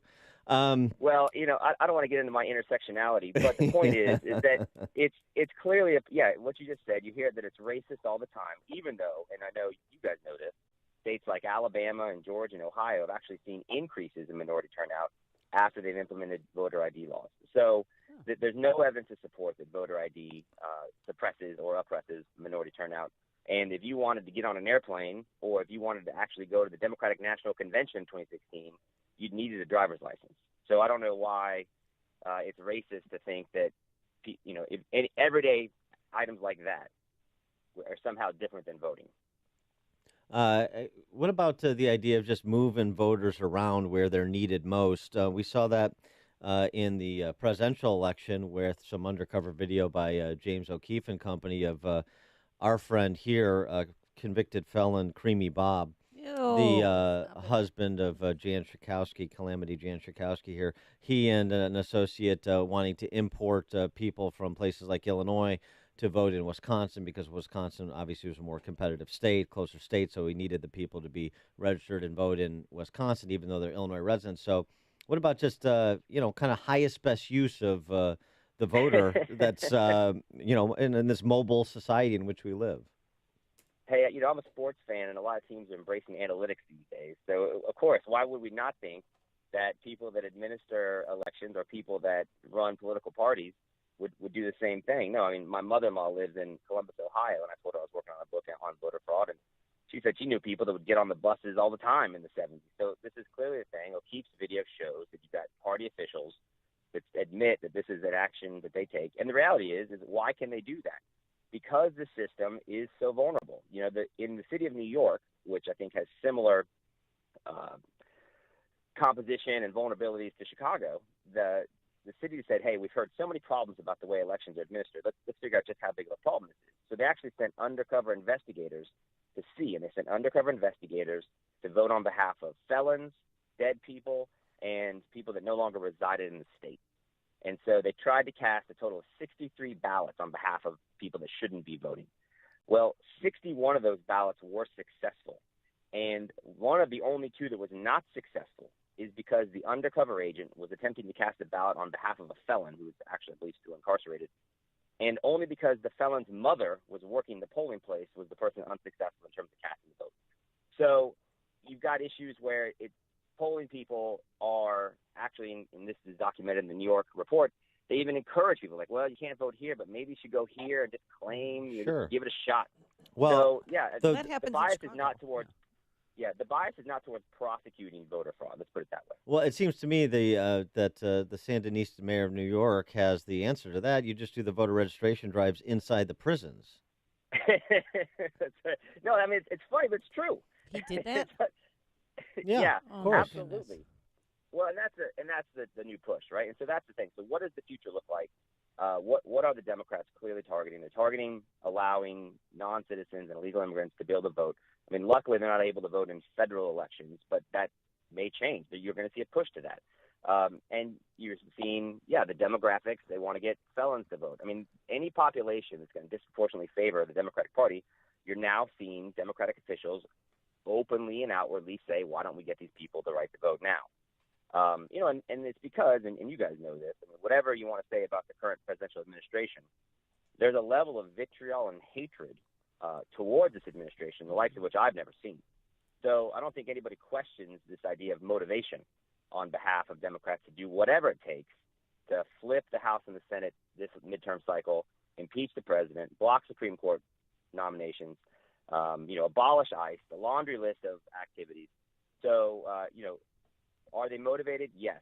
Does the opportunity exist? Yes. So I think it's as simple as, I think people need to wake up and realize just how big of a problem this may be. Well, what can Republican leaders do to push back to have skin in this game? Yeah, before Nicolas try and grow their base. Before Nicolas Maduro's elected president of the United States. I think really there's a couple things. Requiring ID, being able to push back and knock down the false narrative that requiring ID is somehow racially suppressive is one. I think you got to support states like Ohio and Indiana that have been able to go through and fight Soros-funded challenges to do it, but they've been able to go through and say, listen, we want to make sure that people that shouldn't be casting ballots in our state aren't actually on our voter rolls. It's a novel concept, but it's considered to be highly controversial by people on the left. So states got to be able to clean up their voter rolls. And as other people have said, why can't we have some level of verification at the federal level of citizenship when you register to vote? I mean, that doesn't happen. That's why people call registering to vote an honor system. And here's the irony, really, for people that are truly progressives at heart and believe in these humanist ideals. These vulnerabilities that the left has fought to make sure they still exist, they end up exploiting and victimizing the most vulnerable populations. So non-citizens end up becoming the unwitting victims of these Soros-funded groups because they register to vote just when they check a box on their driver's license. And they don't necessarily know that they're committing a crime, but by doing that, it actually means they can never become naturalized citizens, and they may even face deportation. Senior citizens get their ballots harvested all the time in a practice called granny farming. You get people that go in, they pay the residents, the people that work at these residential facilities, and they're filling out the ballots, or people go in and just befriend these large communities of senior citizens. So, I think we've got to wake up and say, listen, we've got major problems, so we need to fight for enforcement at the local, state, and federal level, and then also election lawyers. I mean, the majority of problems that I documented in my book were actually not caught by elections officials, but by people that were working on behalf of campaigns, and then ultimately by local media that followed up. So I would say lawyers, let's make sure you've got people that are working with the election offices to make sure the elections are as fair and accurate as possible. Yeah, ballot integrity programs in states that have a Republican Party. Illinois, unfortunately, not one of them. But you're, it's really interesting, too. It's in the timing of this, not just because we're 80 days from an election, but also because we're so focused, understandably so, on foreign interference in our elections. Okay, so let's have a conversation about interference in our elections writ large, foreign and domestic. So the timing of this book couldn't be better. He's Eric Eggers, research director at the Government Accountability Institute. The book, Fraud, How the Left Plans to Steal the Next Election. Eric, thanks for joining us. Appreciate it. Hey, it was great to be here. Thanks, guys. And he joined us on our turnkey.pro answer line. There's only one radio show in Chicago talking about today's biggest stories and telling you what they really mean. That show is this one, Chicago's Morning Answer on AM 560.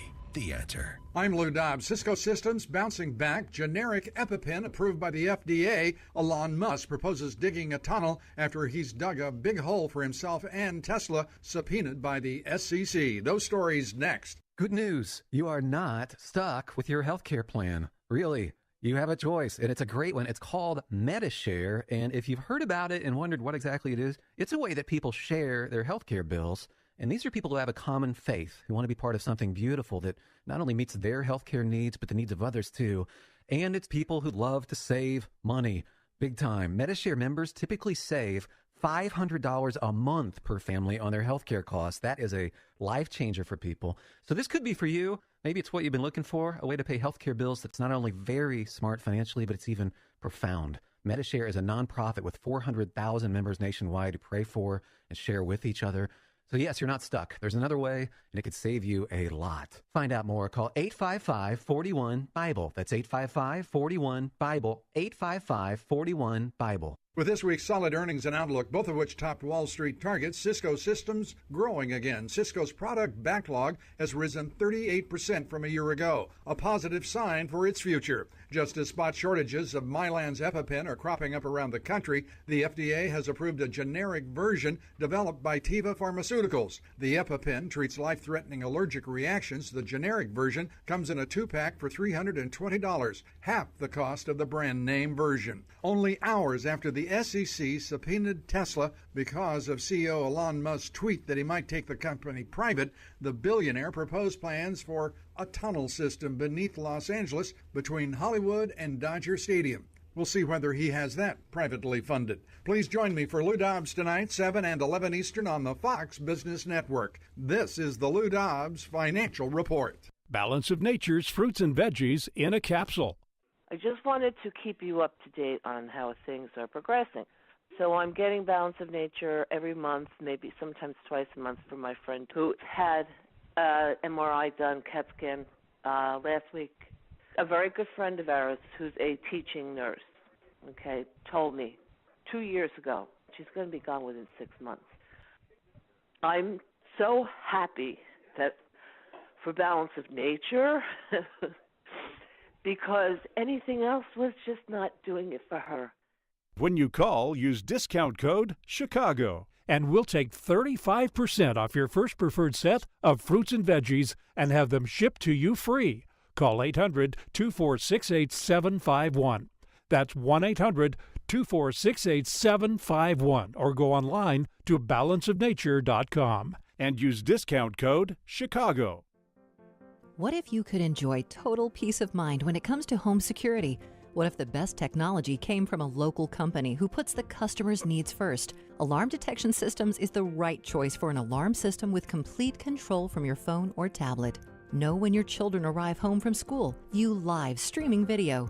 Check up on your pets. Receive alerts for extreme temperatures. Know if leaks or floods have been detected. Get real-time text alerts sent to your phone. Family-owned and operated since 1968, Alarm Detection Systems understands that nothing is more important than the safety of your family. Your security system will be monitored by our central station in Aurora, 24 hours a day, 7 days a week. Alarm Detection Systems is an authorized Honeywell equipment dealer. Our on-site security consultation is always free. Visit adsalarm.com or call 630-844-6322.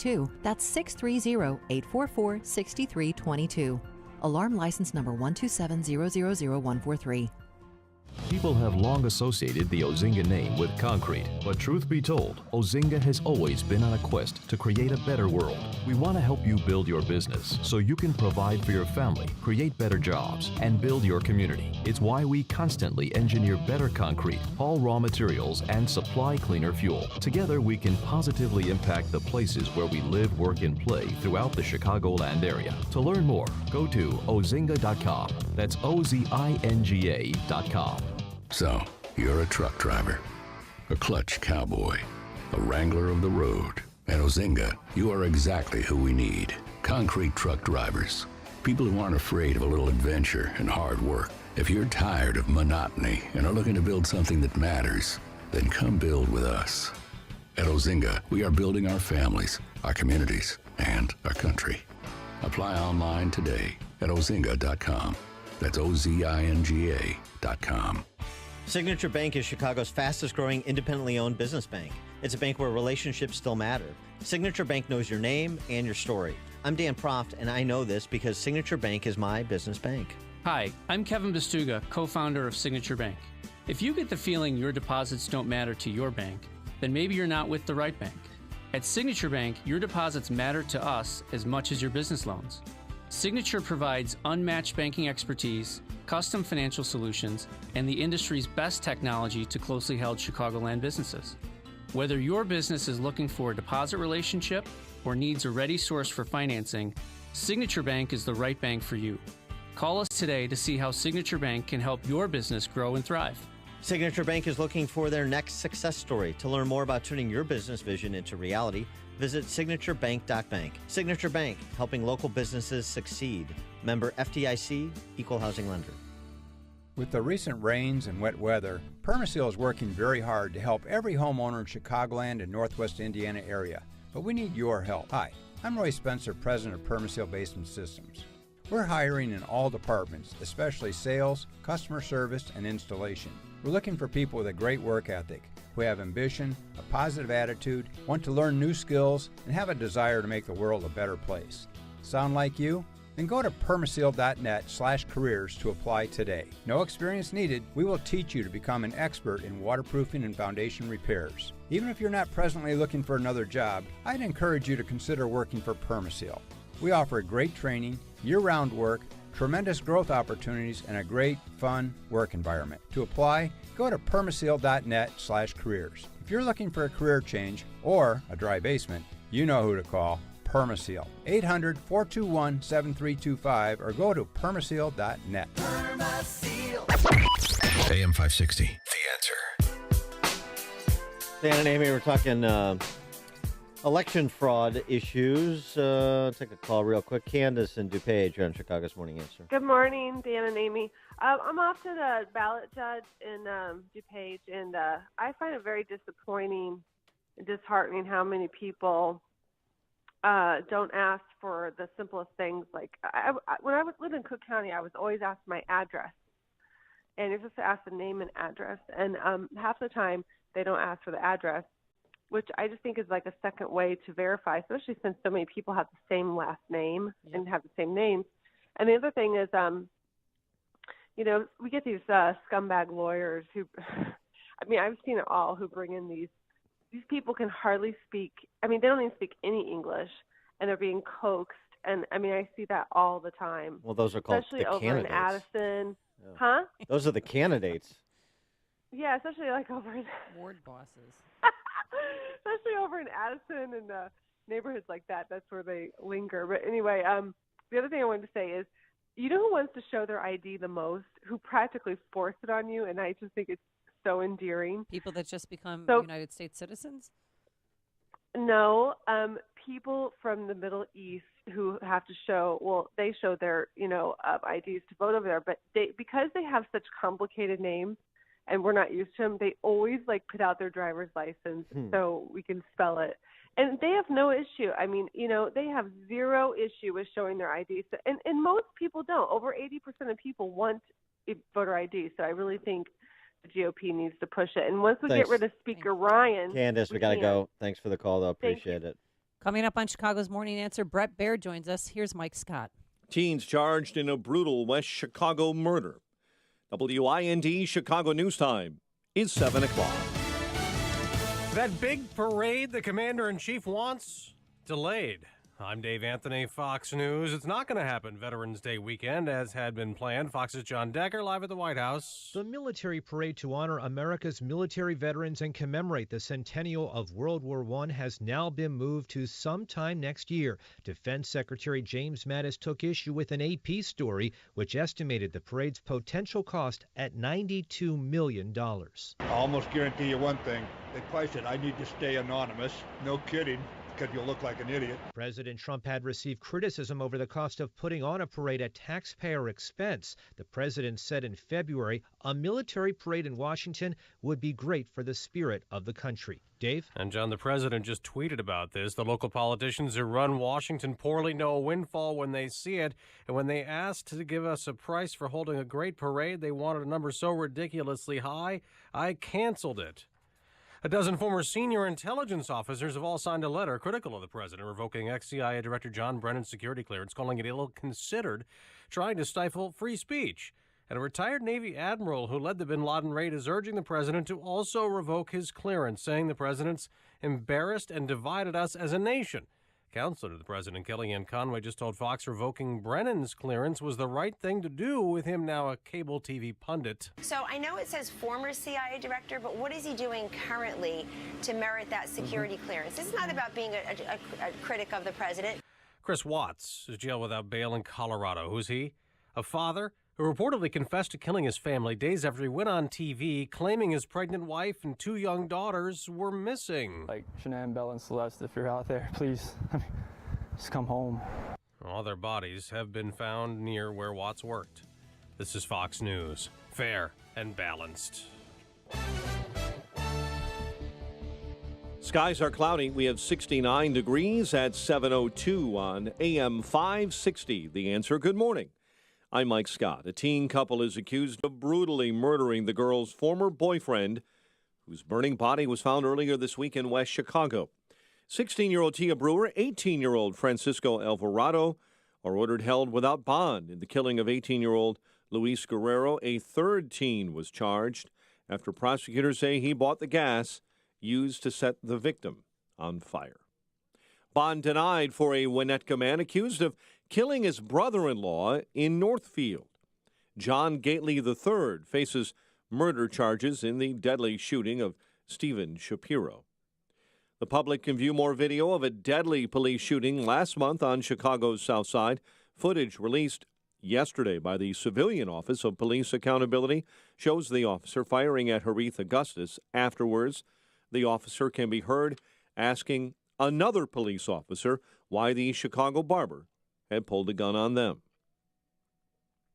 One witness has identified the man he believes shot and killed Chicago teen Hadia Pendleton. While testifying yesterday, Stephen Abdul pointed at Mikhail Ward and said he is the gunman. Abdul was a classmate of Pendleton at King College Prep High School. Chicago Air and Water Show takes place this weekend. It's a free event. North Avenue Beach, Saturday and Sunday. Headliners, the Thunderbirds, the Golden Knights, and the Leapfrogs. John Lester returned to All-Star form. Cubs blanked the Pirates 1-0 in Pittsburgh. He struck out 8 over 6 innings of work. Bears prepping for their third preseason game against the Broncos. 2 teams face off tomorrow night. Sox begin a 3-game set with the Royals tonight at Guaranteed Rate Field. The news, a service of Compassion International. Sponsoring a child with compassion is the most effective way to end extreme child poverty. Release a child from poverty when you become a Compassion sponsor. Choose your child now at compassion.com/radio and do your part to release a child from poverty today. 7:04 and a check of traffic and weather on the way next on AM 560.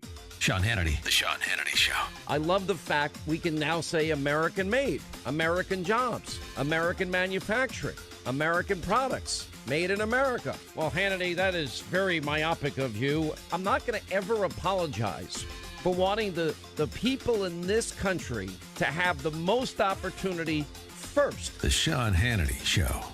Afternoons at 2, right before Joel Walsh at 5 on AM 560. The Answer. It's the Ford Summer Sales Event. And now, while selection is best, it's the best time to buy. With amazing offers across a full lineup of Ford vehicles, now is the time to make summer go right with Ford, America's best-selling brand. Stop by a local Ford store or shop online at buyfordnow.com, because there is no better time than right now to get behind the wheel of a new Ford during the Ford Summer Sales Event.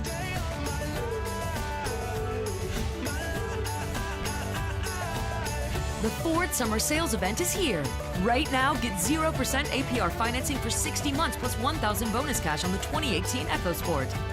Best-selling claim based on 2017 calendar year sales. Not all buyers will qualify for Ford credit financing. 60 months at $1,667 per month for $1,000 finance regardless of down payment. For all offers, take new retail delivery from an authorized Ford dealer stock by 8/31/18. See dealer or go to buyfordnow.com for qualifications and details.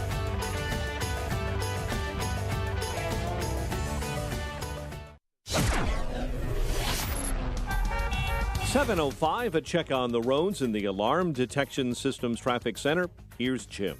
Thanks, Mike. Big wreck on the outbound Bishop Ford Freeway at 111th Street. Multiple vehicles involved. Got a truck through a fence, vehicle on its side. Looking at about 23 minutes from the split to 8094 inbound. There's a delay from 115th to 111th, but it's just about a 2 or 3 minute Geepers delay at the moment. Keep an eye on that. Meanwhile, I-57 is just fine. Inbound Ryan delays start at 47th. It's 32 minutes, 95th to downtown. Eden's 21 minutes. Lake Cook to the Junction, outbound 20. Kennedy, 45 minutes. O'Hare to downtown, 25 from Montrose, 26 in the Express. Outbound 31 minutes to O'Hare. Inbound Stevenson, delays are central to the Rhine. It's 48 minutes, 3:55 to Lakeshore Drive. Outbound 38. Tri-State, northbound delays, 75th to the Hinsdale Oasis. So from the Reagan Tully most to the Lawrence. But Adams Tully a little sluggish from Tri-State onto the Kennedy.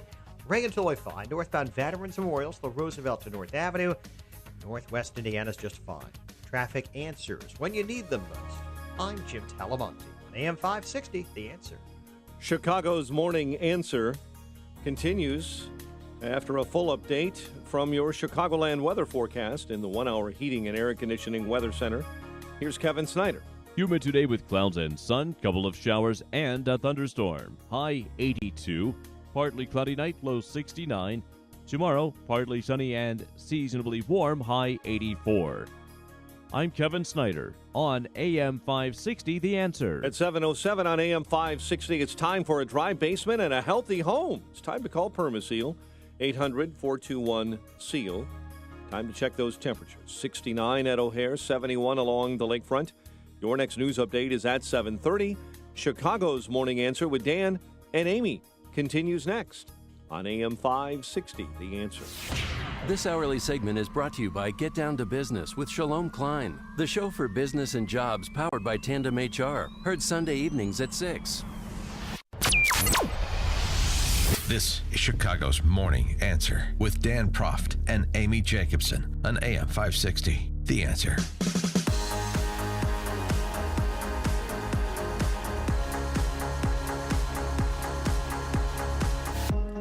Good morning, Dan and Amy. So, suggestion that more security clearances will be revoked in the not-too-distant future. Other Obama-era apparatchiks that headed intel agencies on the chopping block, potentially including clap on, clap off Jim Clapper, Susan Rice, Samantha Power, Michael Hayden, Sally Yates. This is like electric company. I say the first name, you say the last name. And Jim Clapper was on with Andy Cuomo's brother on CNN. One of those Cuomo. They all look the same. One of them. They are brothers, but still. Yeah, one of them said America's never been great, and the other's the governor of New York, or vice versa. I don't know. I can't keep track of it. Clapper had this to say about what happened to his buddy John Brennan, and what might happen to him. If the president wanted to pull Mueller's security clearance, how easily could he do it? Well, pretty easy. I mean, There's the supposed president, to be a process. The We president just saw him ignore it with you guys. The president does have the authority to exercise here if he so chooses. Now, it's unprecedented for a president to reach down and take such an action on an individual just because he doesn't like what he says, and that's really what this is all about. And I just think, again, it's not about retired formers like myself or Mike Hayden or John. It's what else could be done here. Mueller, or ask that members of the intelligence community declare who they voted for, and if you didn't vote for me, you don't keep your clearance. I mean, where does this stop? I'm perhaps exaggerating a little bit here, but this is bigger than just. Much bigger than just revoking John Brennan's eligibility, or possibly mine or the others. Is it also unprecedented for a former CIA director to accuse the president of being a traitor and guilty of treason? Is that unprecedented? Which is punishable by death. Well, we're living in unprecedented times, it seems to me. For more on this topic and others, we're pleased to be joined again by our friend Bret Baier, Fox News anchor, special report, of course, Chicago time, 5 p.m. weekdays, and the book, 3 Days in Moscow, Ronald Reagan and the Fall of the Soviet Empire. Bret, thanks for being with us. Appreciate it. Good morning.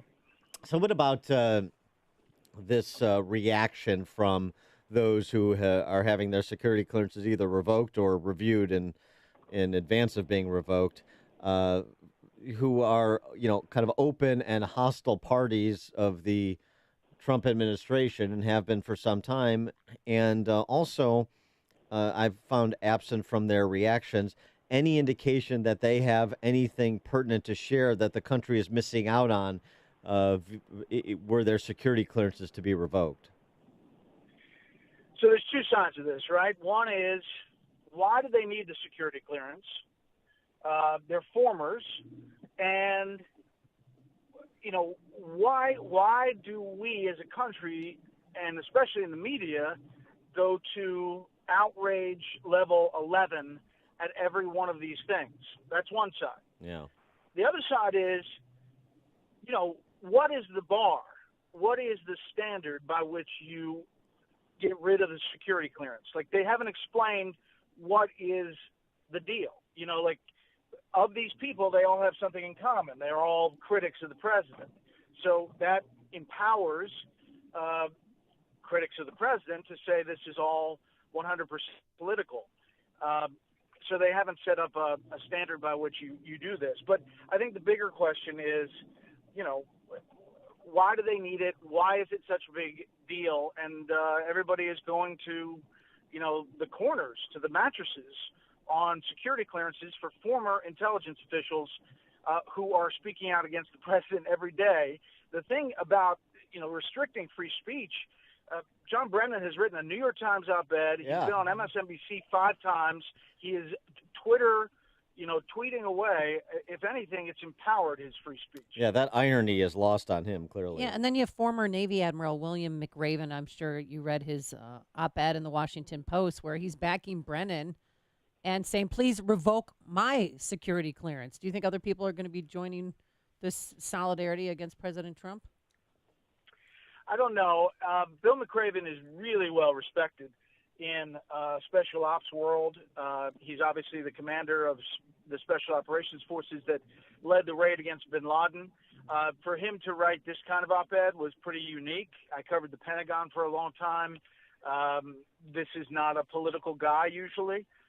So he's stepping out here, and, that raised some eyebrows in the community. There are others, who believe that Brennan, throughout his term, politicized intelligence as CIA director and chose to do things and not do things to help the president when it came to characterizing al-Qaeda, when it came to, issuing non-disclosure agreements for Benghazi survivors at the ceremony for their dead comrades. He's done a lot of things that people had a real problem with looking at the intelligence community. Well, yeah, the thing to me, too, just in terms of you were talking before about going to outrage factor 11 right out of the gate. 4 years ago, it was liberals writing in editorial pages in the Washington Post and the Guardian, elsewhere, President Obama fired John Brennan because it was liberals who were tired of John Brennan, the John Brennan who supported enhanced interrogation techniques after 9/11, the John Brennan who lied about the drone program and the collateral damage associated with it, the John Brennan who lied about CIA operatives hacking into the computers of Senate Intelligence Committee members. But 4 years, but now because he's a critic of President Trump, then, he's a national treasure, like he characterizes Bob Mueller as being. Yeah. So I think that there's, obviously the security clearance thing is different than all of those past, critics would say, egregious, actions that were perceived that way as he was CIA director. Steve Hayes has a great little thread of tweets in which he backs up all of these charges against Brennan. But then at the end says he's in Hayes' mind, a political hack that shouldn't be lionized, but that doesn't take away Hayes' disagreement with the security clearance pulling and how it was done. So you can have two of those things separately. Now, sort of a related story, tangentially, Paul Manafort's case has gone to the jury, and yesterday the jury asking the judge to define reasonable doubt. That's usually not a good indicator for the prosecution. Yeah, I had Jonathan Turley on last night, and he said, don't read too much into it, but yeah, if you're a defense attorney and you get the questions and one of them is, can you define reasonable doubt? That means somebody has reasonable doubt. Right, and then they also want to make sure that they're defining it the right way in their mind. And they also asked what a shell company was. I mean, there's just a lot of, I don't know. Do you think they'll render a decision today? It is Friday. I feel like this. I bet this jury probably is moving pretty quick, and the fact that they asked those questions suggests that they're coming to an end. And usually, when you get to the end, this wasn't a tremendously long trial, but it was obviously in the spotlight, and people are not allowed to talk about things. When you get to a Friday before a weekend, it sometimes is motivational. Well, where does Bob Mueller go? Just, to play out the hypothetical here, if Manafort was acquitted, or even if it was a hung jury, where does the Mueller investigation go from here? Well, Manafort faces another trial in the D.C. circuit. So he's got, if he clears this hurdle, which would be significant, and it would be a public relations blow to Mueller. Manafort still faces other charges, so he's not out of the woods. But it would be a big moment of not only questions about do you have collusion, but you didn't deliver on what you actually brought. That will be a big deal if it happens. I wanted to get your take on the the Hug a Journalist day yesterday with the 350 coordinated editorials. I thought Iowa Hawk had a good tweet on the topic. If people who think the press is the enemy can't be persuaded by 350 identical newspaper editorials, I guess there's just no hope for them. So, is the D.C. press corps playing right into the hands of the deplorables with this coordinated effort? I think so, because, the hypocrisy is pretty big, too, and in that, all the folks who cover media were losing their minds when Sinclair had this, editorial about how they were going to be fair, and they had all their stations do it. Remember that? And everybody got so upset. Well, now you have all these exact same editorials in 300 papers, and nobody has any problem with that. The other thing is that, where were these papers when the Obama administration called one of my colleagues a co-conspirator for reporting, there is hypocrisy, and then it does fit into a narrative that is easy to pick apart. He is Bret Baier, Fox News anchor, special report, 5 p.m. Chicago time. Weekdays, the book you want to pick up, 3 Days in Moscow, Ronald Reagan and the Fall of the Soviet Empire. Bret, thanks as always for joining us. Appreciate it. Have a good one. You too. And he joined us on our turnkey.pro answer line. Connect with Dan and Amy on the AM 560 The Answer mobile app. Just text the word app to 64636 to download the app today. Coming up, I love a parade. I love a parade. Thing is, it's getting postponed. We'll tell you why. But first, here's your forecasts. There's some rain right now. Showers and thunderstorms on and off throughout the day. A high of 82 degrees. Tonight, partly cloudy. A low of 69. And your weekend for the Chicago Air and Water Show. Dan will be out there and soaking it all up. What day are you going? Saturday or Sunday? What day is Horizon Air doing the aerobatics? Too soon.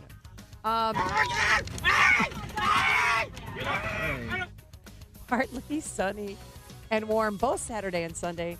Highs in the mid to upper 80s. Let's get into the Alarm Detection Systems Traffic Center. Here is Jim Delamonte.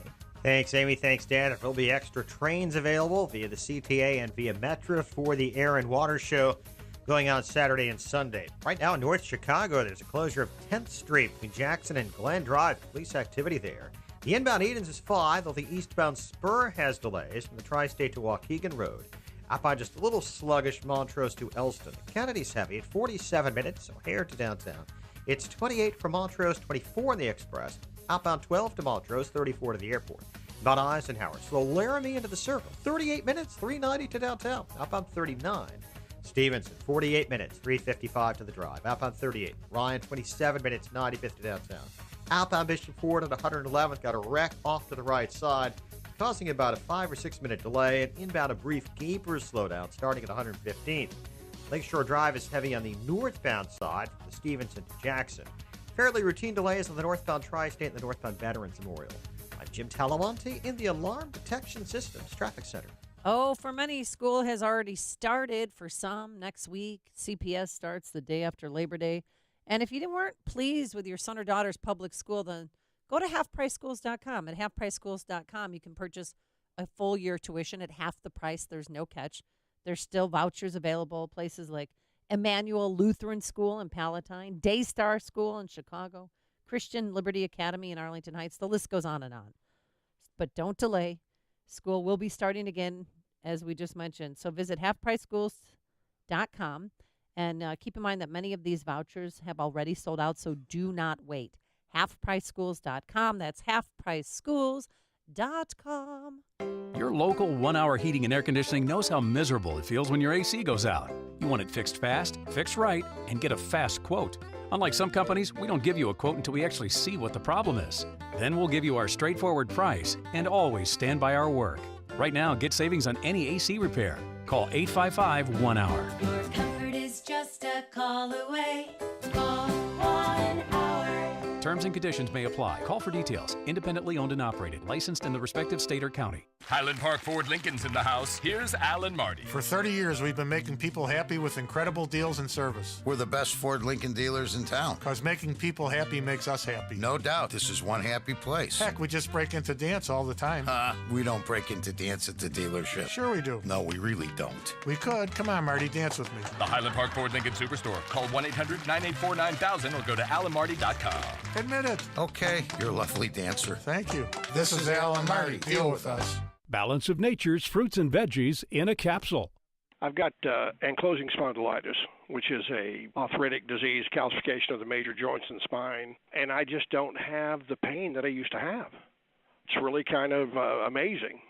Balance of Nature has been an amazing product. I've recommended it to literally hundreds. I'm a pastor, and I've said, y'all just try it. Give it a month. Give it a try. And so hopefully they have. But it's an amazing product, and the neatest thing is when you first open up that bottle and you can smell the fruits and vegetables. Every time I open one, I just get a big kick out of that. When you call, use discount code CHICAGO, and we'll take 35% off your first preferred set of fruits and veggies and have them shipped to you free. Call 800-246-8751. That's 1-800-246-8751, or go online to balanceofnature.com and use discount code CHICAGO. Andrew Womack is coming back to the Chicago area. Don't miss this upcoming free event, the Chicago Gospel Truth Conference. This year, Andrew is joined by Powerhouse Bible teacher Keith Moore of Branson, Missouri. This year's conference will again be held at the Western Lombard Yorktown Center, August 23rd through 25th. Come expecting to receive profound revelation in the Word at this life-changing time of teaching and ministry, where the Word will be taught with clarity, simplicity, with a special emphasis on God's unconditional love and the balance between grace and faith. The conference is free, so bring your family and friends. Go to awmi.net/events for registration and event details. Andrew's Ministry of the Word will change you and set you free. Many will be saved, filled with the Holy Spirit, and healed. Special times of worship led by recording artists Charlie and Jill LeBlanc will uplift and encourage you. You'll be glad you were there. Go to awmi.net/events for registration and conference details. The following is a paid political announcement. More than 1 million illegal immigrants have been apprehended in the U.S. in just the last 3 years. That's more than the population of Indianapolis. We must secure our borders. And where's Senator Joe Donnelly? He already broke a promise to Hoosiers when he voted to grant amnesty to millions of illegal immigrants. And he's waffled on President Trump's border wall, supporting a liberal bill with no wall funding. Now, Massachusetts Senator Elizabeth Warren and Vermont Socialist Bernie Sanders are pushing to abolish immigration and customs enforcement. ICE! Shut down ICE!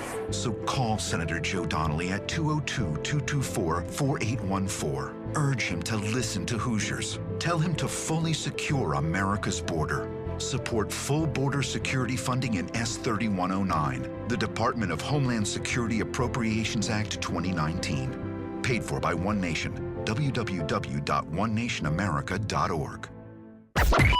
AM 560. The Answer. Remember Aretha Franklin all morning, of course. Queen of Soul. She straightened out Matt Guitar Murphy, and Blues Brothers. Yeah, she was great. Now every Aretha Franklin song I keep singing over and over again. What's your favorite one? She'd Wish You'd Stop. Wait, what's your favorite one? Well, let me think about it. Now, you listen to me. I love you, but I'm the man and you're the woman, and I'll make the decisions concerning my life. You better think about what you're saying. You better think about the consequences of your actions. Oh, shut up, woman. You better think about what you're trying to do to me. Yeah, think that you might gonna let yourself be free. How great was Blues Brothers? You had Aretha Franklin, Oh, my Cab gosh. Calloway. Good And stuff. the Blues Brothers. Ray And a Charles. used car from a Mount Prospect police auction. Yeah, that was the feature. There's no But question. they asked Aretha, what is your favorite song? Come on, fess up. This is one of her last interviews. They're like my children. I love them all. But there are some that I like a little more than others. I like Her them children all. or the songs? The songs are her children, and she can't decide which one she likes best. And she had no musical training. It's not as if she did this all on her own. I had no real formal training. My formal training was my ear, and that's it, right here. And singing in church. Yeah, her dad was a Minister. Baptist, Yeah. right? Baptist, and she was born in Memphis, right, and then moved to Detroit. But people in Michigan love her because she didn't leave. And I remember when I was a reporter in Detroit, we were always on Aretha Franklin death watch because she was sick on and off. I shouldn't say that, but I mean it's a nice eulogy. I'm sorry. I love Son of a Preacher Man. The only one who could ever reach me was the son of a preacher man. The only boy who could ever teach me was the son of a preacher man. All right. We don't spin records on this show. All right, I all don't right. know, you know. The You big- can take that to 103.5 or something. Stop it. Breaking news yesterday was that the Pentagon says President Trump's military parade that was supposed to take place November 10th, the day before Veterans Day, has been pushed back to sometime in 2019. Now, a secret source in the Pentagon told NBC News that one of the reasons why is because of the cost. It had skyrocketed from $12 million to $92 million. I love a parade. Is that James Mattis? A handful of vets, a line of cadets, or any brigade. I love a parade.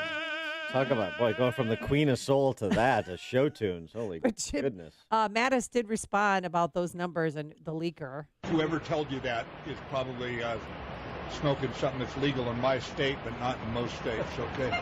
I'm not dignifying that number with any reply. I would discount that, and anybody who said that, I almost guarantee you one thing, they probably said, I need to stay anonymous. No kidding, because you'll look like an idiot. And number two, whoever wrote it needs to get better sources. I'll just leave it at that. And I don't know who wrote it, I haven't seen it, but I guarantee you there's been no cost estimate. I wish James Mattis was the White House press secretary. Oh. I want to hear more from him. And I also don't think there should be any military parade until the Space Force is ready. Exactly. I want to see the Space Force in any parade. And I want to see their new uniforms. Coming up on Chicago's Morning Answer. We've got the gruesome numbers, property taxes and home sales in northwest suburban Cook County the first 6 months of this year. Revolt or Bolt, November 6th, right around the corner. And candidate shopping for mayor, Paul Vallis joins us at 8:08. But first, let's go straight into the newsroom. Here's Mike Scott. Gray skies and 68 degrees. A teenage couple is accused of brutally murdering the girl's former boyfriend, whose burning body was found earlier this week in West Chicago. 16-year-old Tia Brewer and 18-year-old Francisco Alvarado were ordered held without bond in the killing of 18-year-old Luis Guerrero.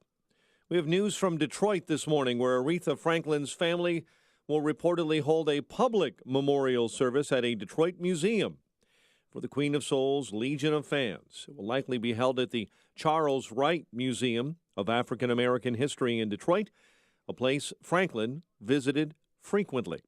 The date for that service has not been set. Franklin died at her home in Detroit at the age of 76. A jury in the trial against Paul Manafort will continue deliberations today. The former Trump campaign chief is on trial for numerous charges of bank and tax fraud. The jury wrapped up the first day of deliberations yesterday, asking the judge several different questions, none of which were good for the prosecution. New York Governor Andrew Cuomo is continuing to get slammed for a comment that he made about America this week. Speaking at a bill signing event in New York City, Cuomo said, quote, "We're not going to make America great again. It was never that great," end quote. Yesterday, a Republican candidate for governor, Mark Molinaro, demanded an apology. This nation, with all of its imperfections and flaws, is great because of its principles, its ideals, its promise, and its potential. It has been the beacon of light, hope, and opportunity for countless generations for hundreds of years. This governor should know better. Even progressive New York City Mayor Bill de Blasio is pressing Cuomo to make a clear statement saying that America is great. An Arizona police officer this morning is fighting for his life after an exchange of gunfire at a Phoenix intersection. The suspect actually fired at our officer twice. Our officer did return fire. The suspect and our officer were both injured with gunshot injuries. Both were transported to the hospital. Phoenix Police Sergeant Mercedes Fortune. Investigators believe they have found the bodies of two young girls allegedly killed by their father earlier this week in Frederick, Colorado. At a hearing yesterday in Weld County, prosecutors say the suspect killed 34-year-old Shannon Watts and his daughters, 4-year-old Bella and 3-year-old Celeste, inside of their home. Bond denied for a Winnetka man accused of killing his brother-in-law in Northfield.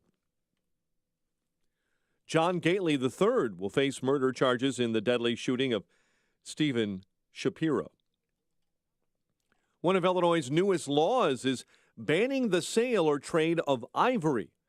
Governor Bruce Rauner signed that plan, which now makes it a crime to buy, sell, trade, or even have ivory products. John Lester and the Cubs blanked the Pirates 1-0 in Pittsburgh. Lester gave the Cubs a solid outing, striking out 8 over 6 innings of work. White Sox begin a 3-game home set with the Royals tonight at Guaranteed Rate Field, and the Bears prepping for their 3rd preseason game against the Broncos tomorrow night. The news service of the Crohn's and Colitis Foundation. Use your power to cure and pedal with a purpose at Spin for Crohn's and Colitis Cures.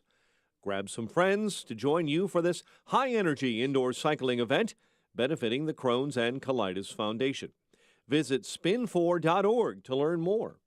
7:34, a check of traffic and weather on the way next on AM 560. Dennis Prager explains the new religion in America. All the isms, social activism, Marxism, socialism, humanism, environmentalism, feminism, they're all isms. They are all religions. They fill the vacuum that past beliefs had. The obvious one being, for most Americans, Christianity. The Dennis Prager Show. Weekdays at 11, right before Sean Hannity at 2 on AM 560. The Answer. This hourly segment is brought to you by Papa Nicholas Coffee. Papa Nicholas Coffee. Roasted fresh daily in Batavia, Illinois. How much do you spend on your pest control each year? $200, $300, or even $500 or more? What if I said you could spend less than $25 a year, even less with promo code RADIO20? Then listen up. G'day, I'm Scott from Plug-in Pest Free, and yes, it is possible to rid your home or business of unwanted pests for less than $25 per year. The answer is Plug-in Pest Free. Our best seller, the Plug-in Pest Free Pro, will cover up to 4,000 square feet. Now that's fair income. For just a one-time cost of only $249, even less with promo code RADIO20, you'll be pest-free for years to come. Log on to gopestfree.com today. Use promo code RADIO20 and start driving those pests away. Don't spray and regret. Plug in and forget. Gopestfree.com. That's gopestfree.com. Promo code RADIO20. It is 7:35. Let's get an update on your morning ride to work in the Alarm Detection Systems Traffic Center. Here's Jim Talamonte. Thanks, Mike. Traffic's getting a little heavy on southbound Lakeshore Drive, Irving Park to North Avenue, northbound heavy from Stevenson to Jackson. Eden's just 19 minutes, Lake Cook to Montrose, outbound 21. Spur has roadwork delays. Kennedy inbound. Delays start around Austin, 52 minutes, O'Hare to downtown. 40 from Montrose, just 28 in the Express. Outbound 38 to the airport, just 13 to Montrose, though. Not Eisenhower, so Laramie to the Burn Circle. It's just 38 minutes, 390 to downtown, outbound 39. Mount Stevenson, 42 minutes, 3:55 to Lakeshore Drive. Outbound 36. Ryan, 27 minutes, 95th to downtown. Bishop Ford, just a brief delay outbound, approaching 111th. There was an earlier crash. Tri-State southbound. Stop and go from before the Adams Tollway to Irving Park. Northbound Archer to 31st. Now from the Reagan Tollway to Lawrence. Northbound Veterans Memorial, type Roosevelt to North Avenue. Traffic service of unbound.org. There's a girl in El Salvador who dreams of becoming an engineer. An elder in Uganda who dreams of having a community to call his own. No two dreams are the same. Help one person achieve theirs at unbound.org. Traffic answers when you need them most. I'm Jim Talamonte. AM 560, The Answer. Chicago's Morning Answer with Dan and Amy continues. But first, your official Chicagoland weather forecast from the 1-hour heating and air conditioning weather center. We'll have sun and clouds throughout the day. Showers and thunderstorms build into the afternoon. It will be a humid day ahead, too. High 82, partly cloudy, and 69 overnight. Currently 69 degrees. Next news coming up at 8. And Chicago's Morning Answer with Dan and Amy continues next on AM 560, The Answer. This hourly segment is brought to you by Retirement Zone Radio and the North Shore Capital Group, empowering you Saturday afternoons at 4.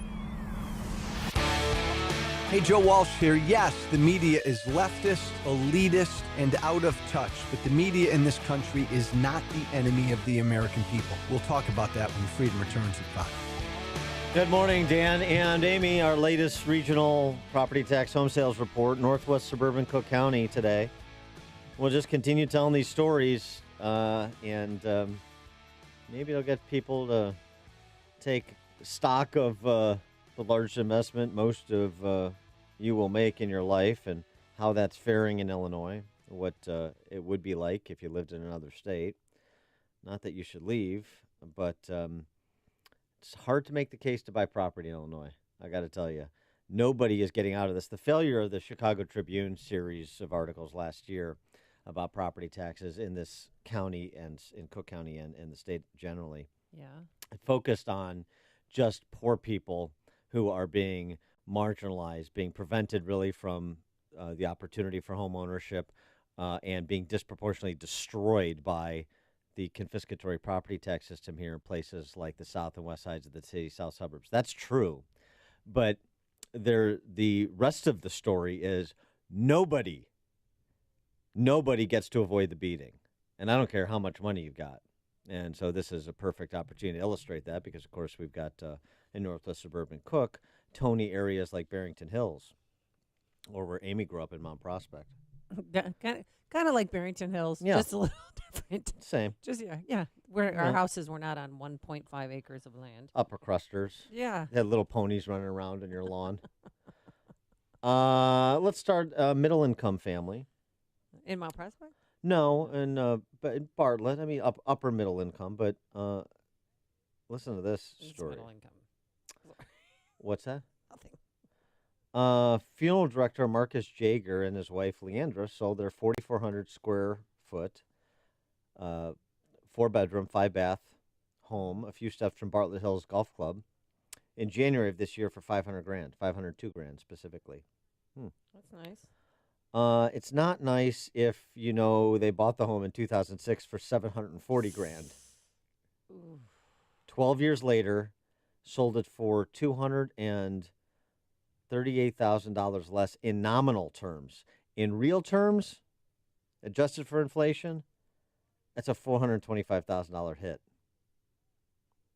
Their tax bill went from $11,900 in 2006 to more than $16,000 last year. They paid about $205,000 in property taxes over the 12 years they owned the home in Bartlett. It's about 41% of their sale price in 12 years. I mean, how can that happen? I mean, buying for $715, selling for $502.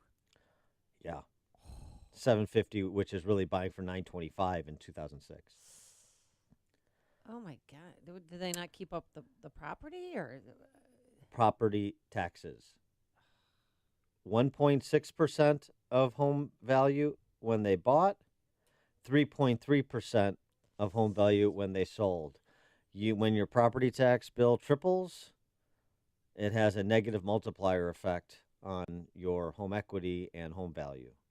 You can't you can't even index or hedge against inflation with your home, much less actually turn a profit.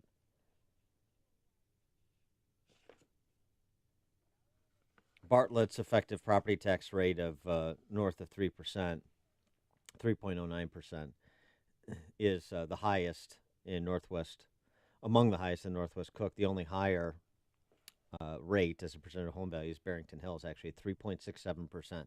Again, that's 3.5 times the national average. And we'll tell you what happens when you start to get into the 3.5% of home value property tax range. Let's talk about somebody who's very wealthy.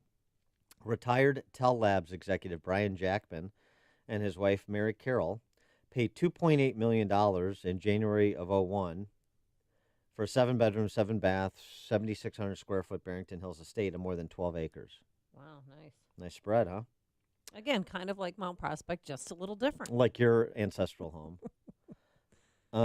So $2.8 million in January of 2001, which is actually $3.99 million. It's $4 million in 2018 dollars. They sold it on July 17th for $1.9 million. That is a real loss of $2 million in 17 years. I mean, you have to have a lot of money or be really mad at it to not care about taking hammerings like the Jagers did in the Bartlett Hills Golf Club area, or Brian Jackman, the Jackmans did in Barrington Hills. Gosh. I mean, this is what the Jackmans paid $600,000 in property taxes in the 12 years they owned the home. Their property tax bill more than doubled from when they bought the home in 12 years. $17,000 when they bought, $37,000 last year. Inverness, Scott Levin paid $3.1 million for his spread in Inverness in 2008. That's $3.6 million in today's dollars. Again, adjusting for inflation, so constant dollars. $3.6 million in 2008. He's currently listing the home for sale for $2.6 million. $1 million less than he paid for it a decade ago.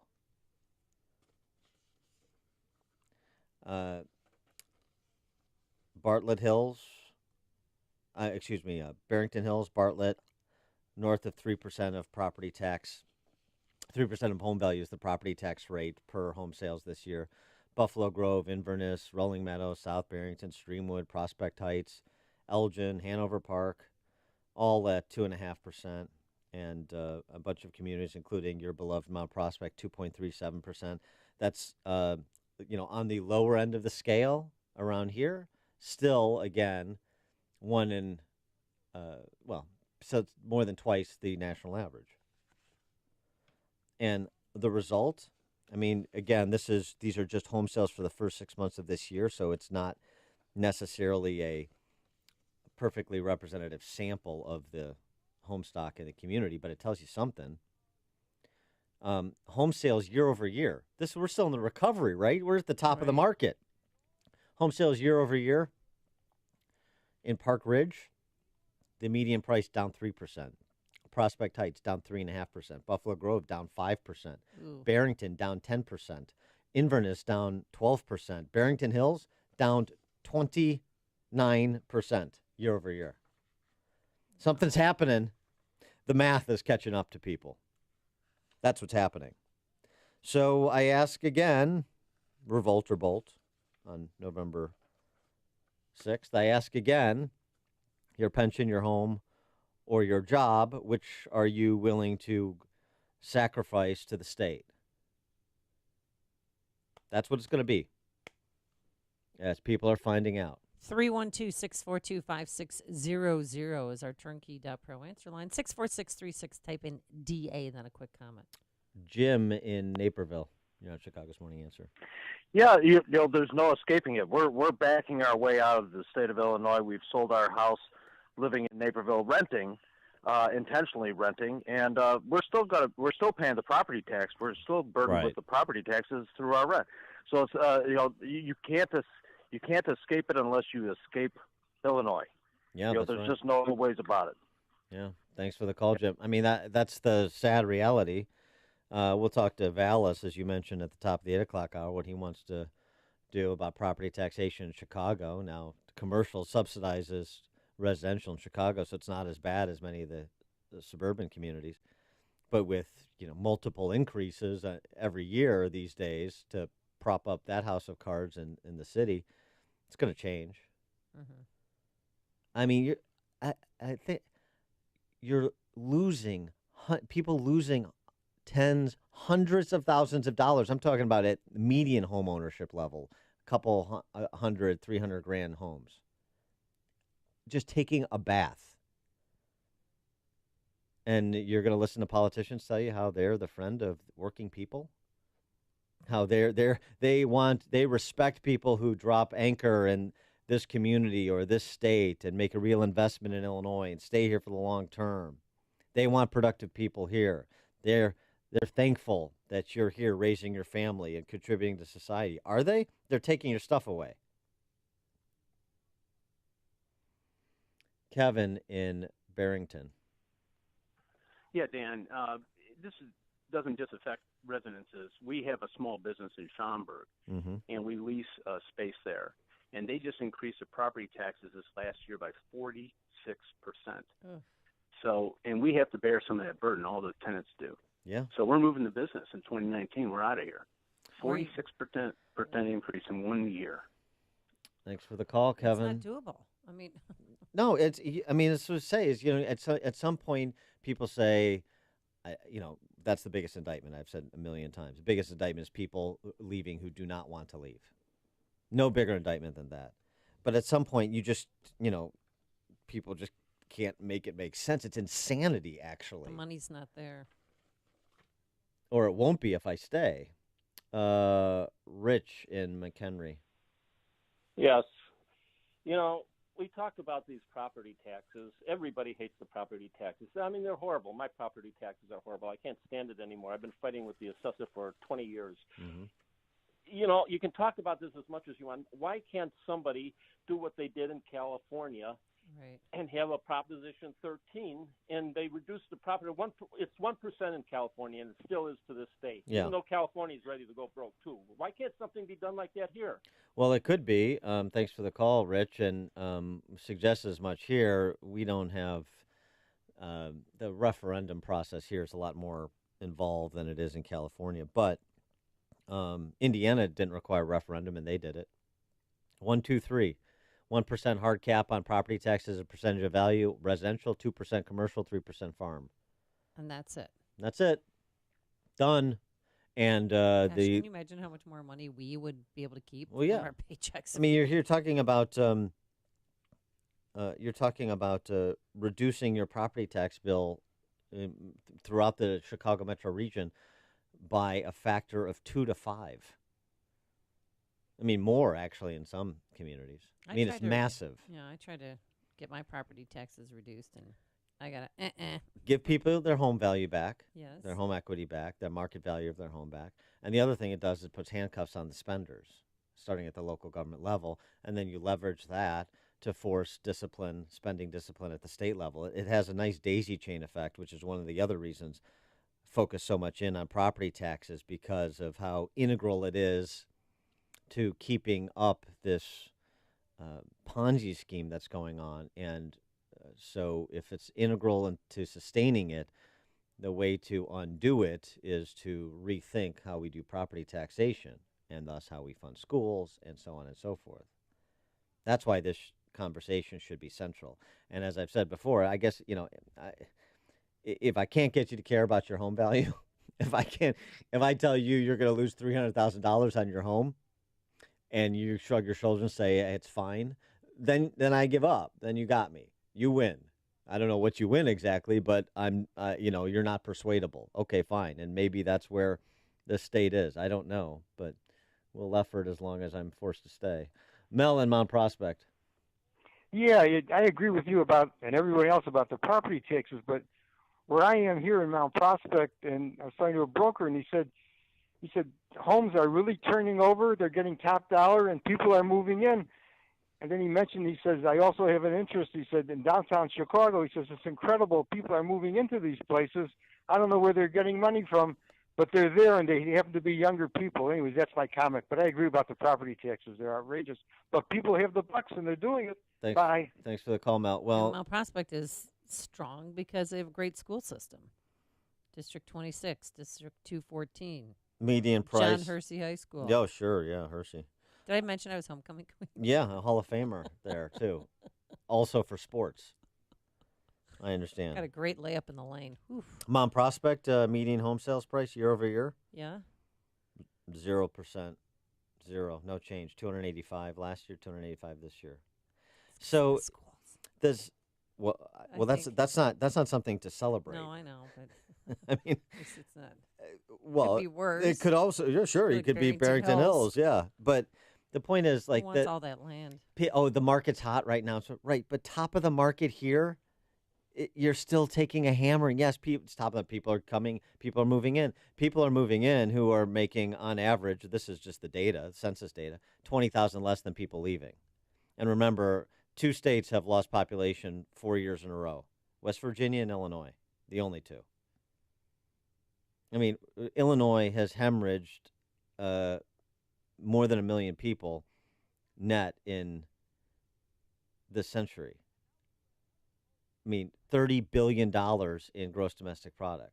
So, yeah, you can go to certain neighborhoods downtown and say, oh, looks in like mine or Amy's. Oh, look, it's hot. There are all these tower cranes building a lot of rental buildings. And we'll see. Remember how that works, the length, the lead time on financing and so forth. We'll see how that ultimately works out as we continue in this property tax death spiral. The whole, the real estate patter about how hot the real estate market is here, it belies a lot of the underlying math and the actual numbers in terms of return or negative return, more appropriately, that people are enduring. John in Palatine.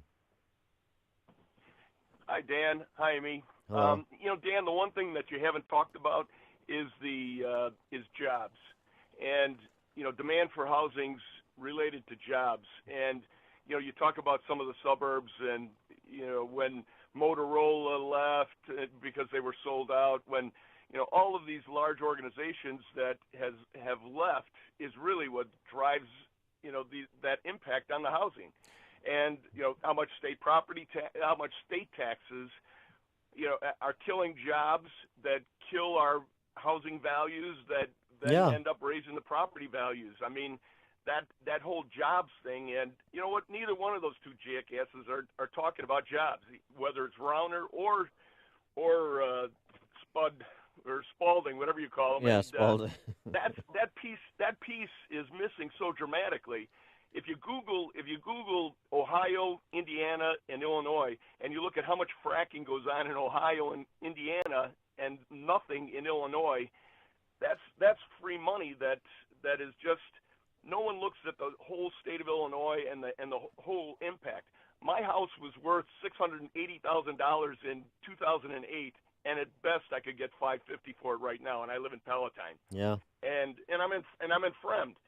That whole jobs thing, getting Amazon in here, getting all these big organizations in here, with Chicago, Dynamic, O'Hare, etc., but no one's talking that part of the game, because it's going to be demand that's going to get the property values up, which, as god awful as the property taxes are, when it's a lower percentage of the total value, then it's not as bad especially when you're looking at other high tax states. Thanks for the call, John. Good point about the interconnectedness of it all. And since you brought up Spalding, when Spalding sits around his house, he really sits around his house. You're listening to Chicago's Morning Answer with Dan Proft and Amy Jacobson on AM 560.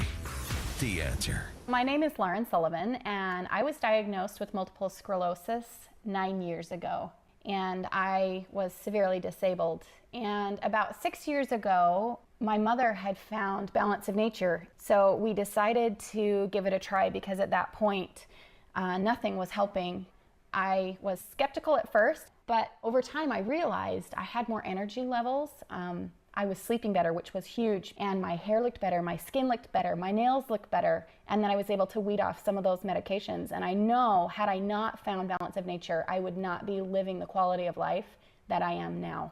When you call, use discount code CHICAGO, and we'll take 35% off your first preferred set of fruits and veggies and have them shipped to you free. Call 800-246-8751. That's 1-800-246-8751, or go online to balanceofnature.com and use discount code CHICAGO. Hi, it's Amy Jacobson. And Joe Walsh from MyPillow. You're hearing from both of us because we've got two great MyPillow deals to tell you about. And of course, because I'm the resident expert on the great night's sleep you're going to get with a MyPillow. Is that why you sleep till noon every day, Joe? Nice shot. Part of the reason. The other is because I'm not on the radio until the afternoon. Lucky you. Well, I've got to get up early to do Chicago's Morning Answer, and I'm not sure I would get proper rest without MyPillow. Hey, and I sleep even better with MyPillow because I added the MyPillow mattress topper to my bed. You got to get one. And when you buy the MyPillow mattress topper and use promo code Joe, you'll score 2 standard MyPillows for free. For me, I love the MyPillow Go Anywhere pillow. So convenient. I suggest you use the promo code Amy. Buy one MyPillow and you'll get a second MyPillow plus 2 Go Anywhere MyPillows free. Hey, either way, you're going to sleep like you never have before with MyPillow. But definitely use promo code Amy. Nah. Promo code Joe is the way better choice. MyPillow.com. Promo code Amy. Promo code Joe is way better, way better. Our freedom and security are made possible through the service and sacrifice of our military and first responders. The Gary Sinise Foundation provides many outreach programs supporting these brave men and women. Join us. Donate at GarySiniseFoundation.org. You dread the sound of your cell phone buzzing with unknown caller. It's probably your mortgage company calling about your overdue payments again. Maybe you found yourself in a difficult financial situation due to hardship, and now it seems like your world is falling apart. Your home is on its way to foreclosure. Foreclosure is not your only option. I'm Angela Sikors Epstein of ATC Mitigation Services. We're a company that specializes in short sales, a way to satisfy your loan with the bank and avoid foreclosure. Although other real estate professionals can handle short sales, they just don't have the experience and knowledge of the process like our mitigation company. We'll work with your mortgage lender to get their approval for a short sale. You can even list your property through a preferred realtor. A short sale can help you avoid the pain and hassle of foreclosure and will stop those dreaded phone calls. Call ATC Mitigation at 630-517-8510 and hear about the benefits of a short sale. If you're on the verge of losing your home, call today or go to easyshortsales.org. Live from Chicago, it's Saturday Night Live, The Experience. For the first time ever, get an inside look at the making of SNL. Over 500 artifacts direct from the show. Be a part of Wayne's World, Weekend Update, and so much more. Experience all it takes to put the show together. Now at the Museum of Broadcast Communications at 360 North State Street in Chicago. For tickets, visit museum.tv. It's news, opinion, insight. It's AM 560, The Answer. WIND, Chicago.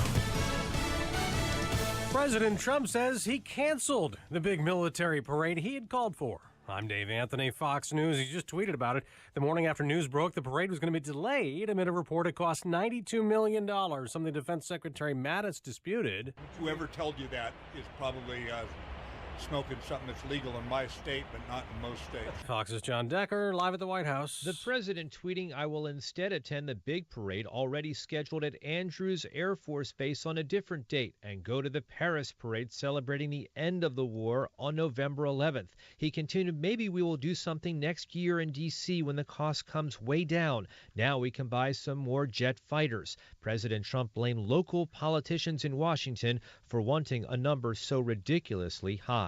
Dave? John, a retired Navy admiral oversaw the Osama bin Laden raid, is asking President Trump to revoke his security clearance, saying it would be an honor.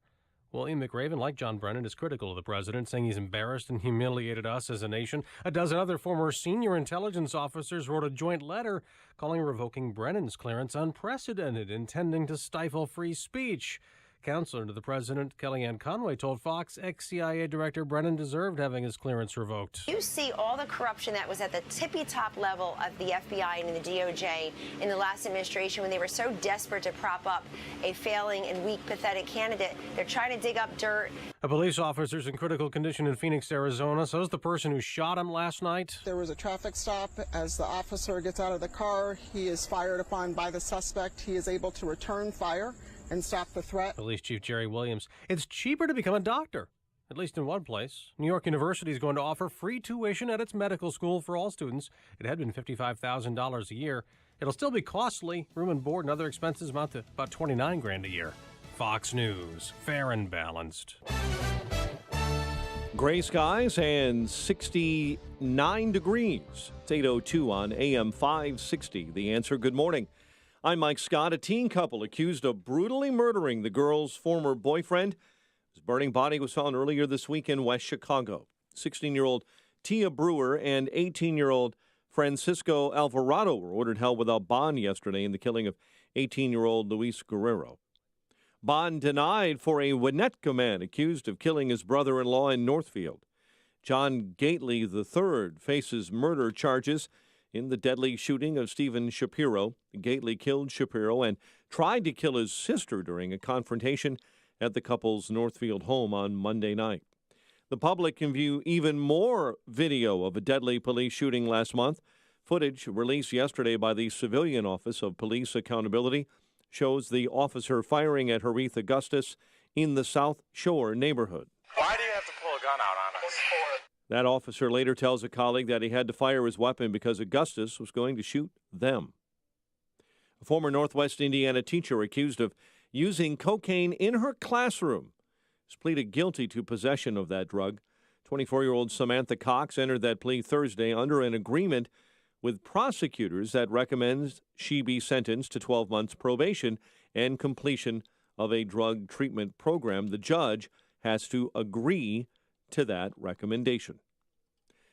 Cubs skipper Joe Madden says it was John Lester all the way last night in a 1-0 win over the Pirates in Pittsburgh.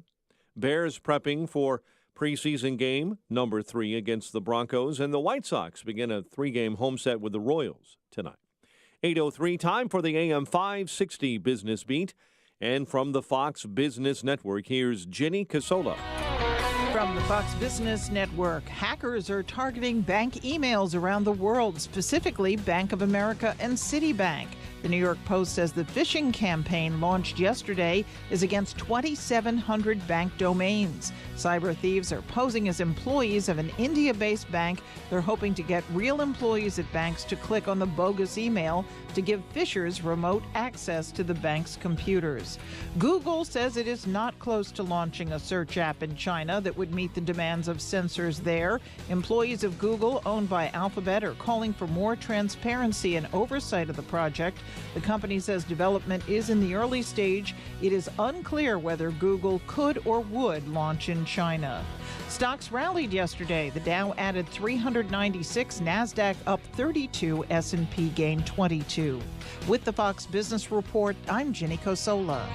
It is 8:04, a check of traffic and weather on the way next on AM 560. This is Dan Proft with 60 Seconds of Sanity for Upstream-Ideas.com. Outlaw John Wesley Hardin was so mean, he one-shot a man just for snoring. In Chicago, the streets were so mean that Earl Young was murdered because his dog peed on a neighbor's porch. Chicago sent a black man to the Oval Office, but what the city is really good at is sending young black men to either prison or the morgue. 47% of black men aged 20 to 24 are neither in school nor employed. The response from Chicago hustlers to these realities is to indulge fantasies. More money for job training pantomimes, new anti-violence patronage plantations, and the reopening of schools no one attends. Congressman Danny Davis, one of Chicago's elder dependency dealers, can't explain how redundant programming would have saved his 15-year-old grandson murdered 2 years ago for his gym shoes. Chicago has the nation's highest black unemployment rate, but the white liberals in charge for the past century can't explain why that isn't a long enough probationary period to make a performance evaluation. More than anything, Chicago is the fullest expression of champagne socialism, segregation, and savagery, espoused by the American white liberal. When it comes to barbarism, John Wesley Hardin had nothing on white liberals in Chicago.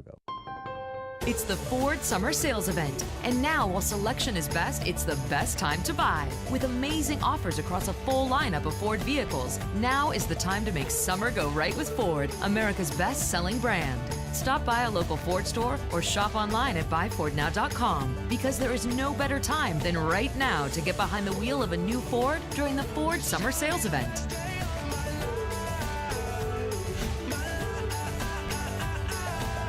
The Ford Summer Sales Event is here. Right now, get 0% APR financing for 72 months plus $1,000 Ford credit bonus cash on a great lineup of Ford SUVs. Best-selling claim based on 2017 calendar year sales. Not all buyers qualify for Ford credit financing. 72 months at $13.89 per month for $1,000 finance regardless of down payment. Not available on Expedition. For all offers, take new retail delivery from authorized Ford dealer stock by 8/31/18. See dealer or go to buyfordnow.com for qualifications and details.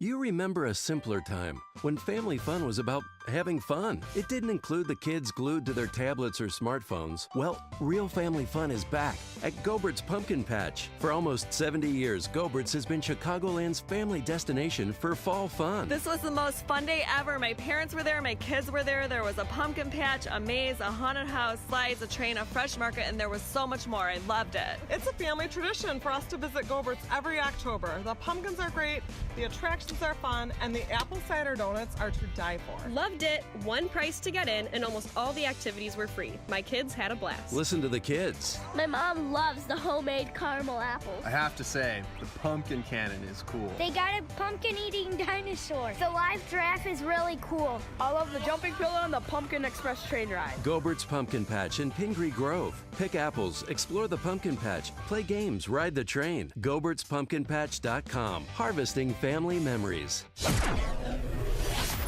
It is 8:08. Let's get an update on the roads in the Alarm Detection Systems Traffic Center. Here is Jim Talamonte.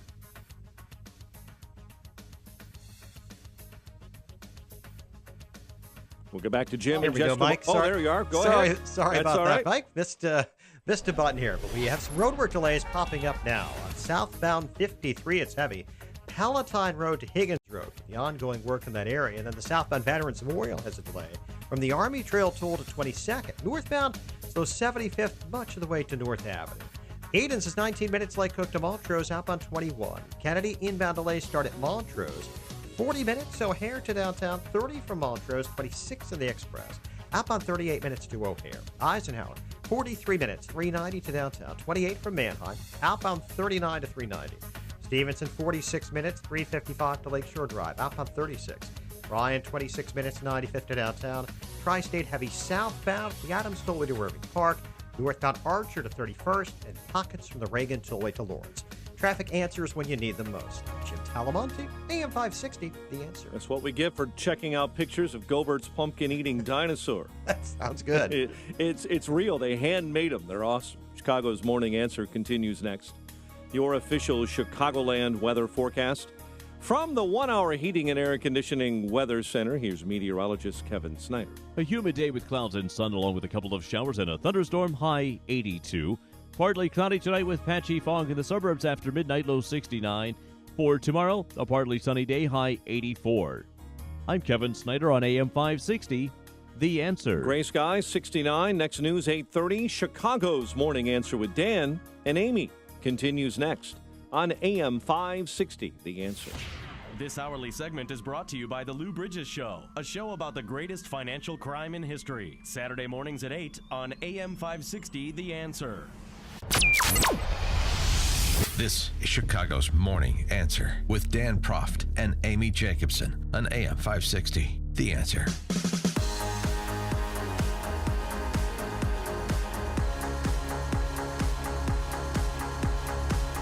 Good morning, Dan and Amy. Continuing our series of interviewing the candidates for mayor of Chicago, except for Tiny Dancer.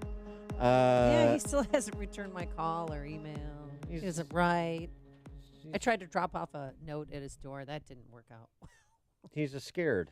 That's all right. I Gotta understand. pick out his little miniature horse. We've talked to Willie Wilson. We've talked to Lori Lightfoot. And this morning, we talked to Paul Vallis, former head of Chicago Public Schools, former candidate for governor, former candidate for lieutenant governor with Pat Quinn in 2014, now candidate for mayor of Chicago in 2019. Paul, thanks for joining us again. Appreciate it. Well, thanks for having me. How's my reception? Very good. Perfect. Good. So let me ask you this, because I think the answer is different depending on the candidate. So I'll put this to you. Is a Paul Vallas candidacy, is this about paradigm shift or is it about a personality contest? I think it's about paradigm shift because I've always been more of a manager than a politician, and I think my candidate's about putting somebody in the mayor's office who knows how to manage multi-billion-dollar budgets with an eye towards long-term planning and the type of long-term planning that can transform those budgets into vehicles for investing in the communities and not just financial plans that provide for immediate political benefit while kicking the can down the road. You mean go ahead. You mean like borrowing $10 billion at Right. Sopranos rates to try and pay down $30 billion in unfunded pension liabilities? Yes. A little bit of like that. Or like suddenly promising in an election year that there's going to be $2 billion to retrofit CPA stations, or suddenly after the schools have been in severe financial crises for the last 7 years, to suddenly have $1 billion to build new schools when the student population, at least since my departure, has declined by 70,000. Those are, I think they all fall into the same categories. And so how are you going to bring up this sinking ship? What would you do differently? Well, the first thing that you have to do is you really have to look at the budget as two things, as a long-term financial plan, so that you're just not budgeting from year to year. Because when they do that, they have a tendency to, in effect, put off for tomorrow or for the next generation what they need to address today. And I believe the second thing that you have to do is you have to really develop a budget that's an investment document. The city's shrinking. The city's lost 17% of its property value. Its population continues to decline. The school district's population is almost in free fall. And when a city is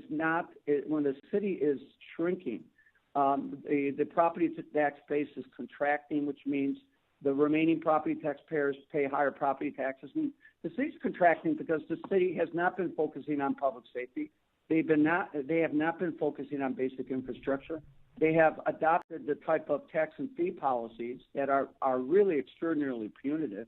I mean, look at the impact that the fees and fines are having on the poorest communities in the city of Chicago, where there were 10,000 bankruptcies, 80% of them in predominantly African-American wards, or where they're suspending tens of thousands of driver's licenses because people have been unable to pay these extraordinary, almost extortionist fees. So I think what you've got to do is you've got to design a budget that's both disciplined and a budget that sets spending priorities so that you are investing in the type of things that are going to help grow the city, that are going to help keep the population in the city and not drive people away. I want to talk about CPS since you had time there, so you know the system. You just alluded to it.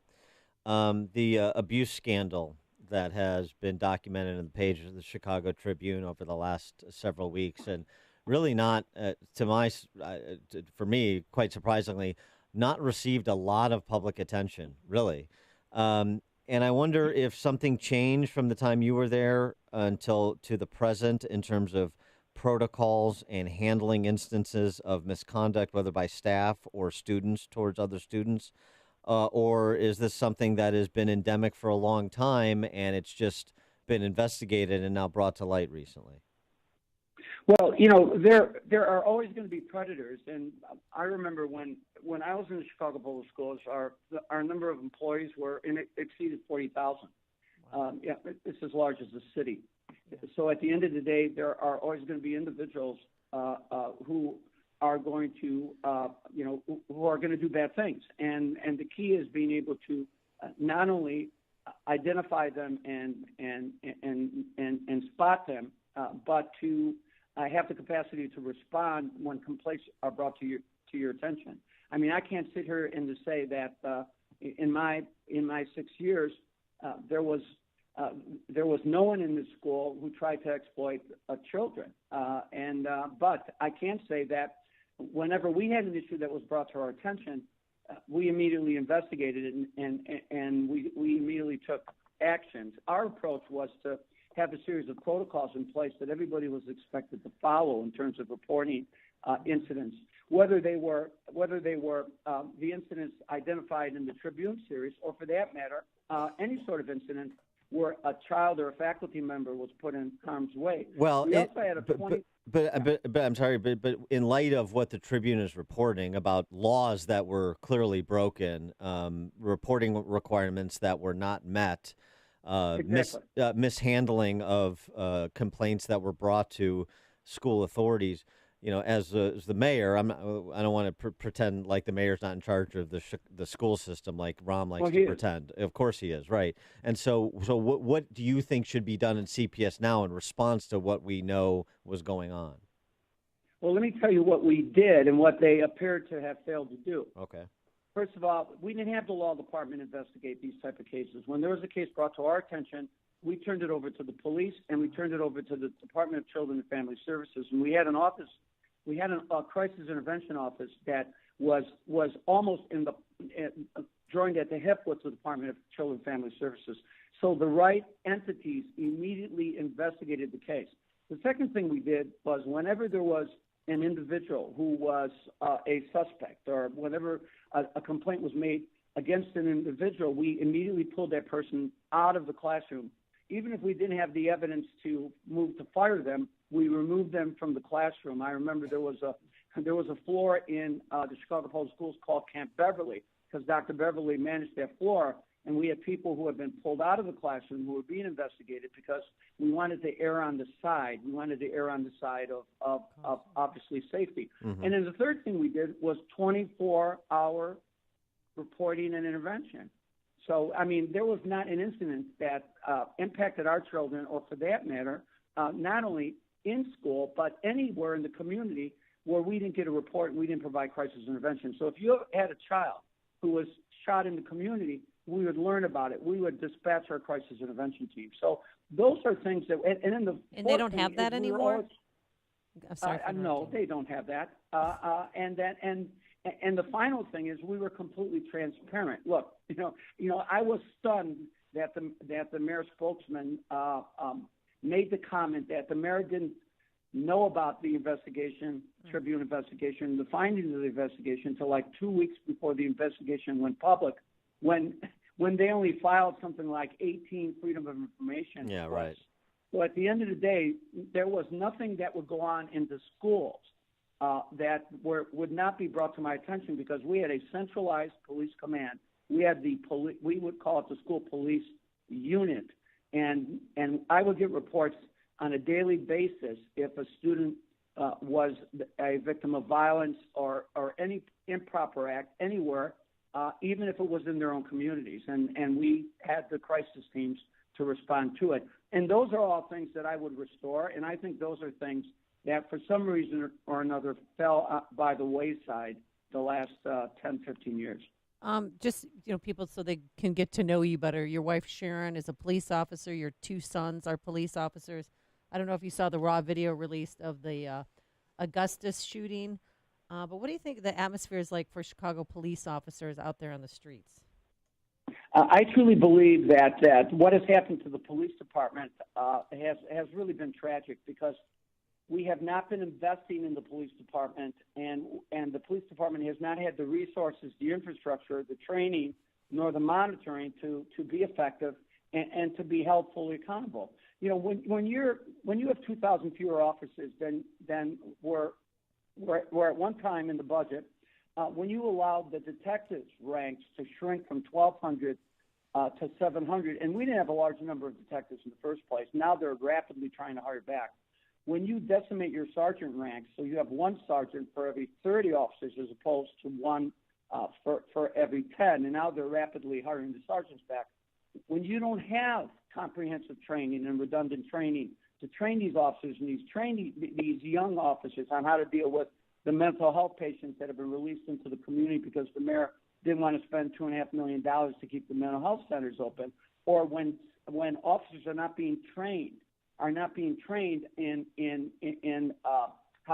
de-escalation, and when you wait 5 to 6 years before you put tasers in the hands of officers and train them on how to use the tasers, what you have is a police force that is struggling just to hold the line, and you will have problems with accountability. And as you well know, the police officers, the police department strategy has been it's called the Violent Reduction Initiative. And Dan, what they do is, and Amy, what they do is they just move police around all over the city. So you don't have beat integrity. You don't have those officers in the community who really know the community, or for that matter, the community who knows the officers. So at the end of the day, they create conditions for these tragic events to happen. So I've laid out a very detailed plan on how I would build the officers' ranks, restore the detectives division. I've called for the hiring back of retired detectives like they did in New York and like they've done in other cities, so that they can, when your murder rate clearance rate, when your clearance rate for solving murders is 17%, in shootings for 5%, I mean, you're not going to get much cooperation from the community. So I've laid out a very, very detailed and specific plan on how to increase police strength, on how to rebuild the supervisory ranks, and on how to provide the redundant training that the police need to be effective. And I've laid out how that restoration would be paid for. Okay, well, yes, let's talk about that aspect of it, because I understand it's a multivariate equation, and you've covered a lot of ground. But on the issue of augmenting the ranks, Ron promised 1,000 more officers, never happened. If you're saying we're 2,000 officers short of where we should be, then how do you pay for those new hires? Well, let me point out that the mayor has in his budget, I think, 13,600 officers. So he's rapidly trying to fill those positions.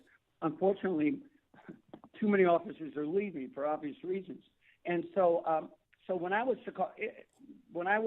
budget director, we had close to 14,000 officers on the street and in the schools combined.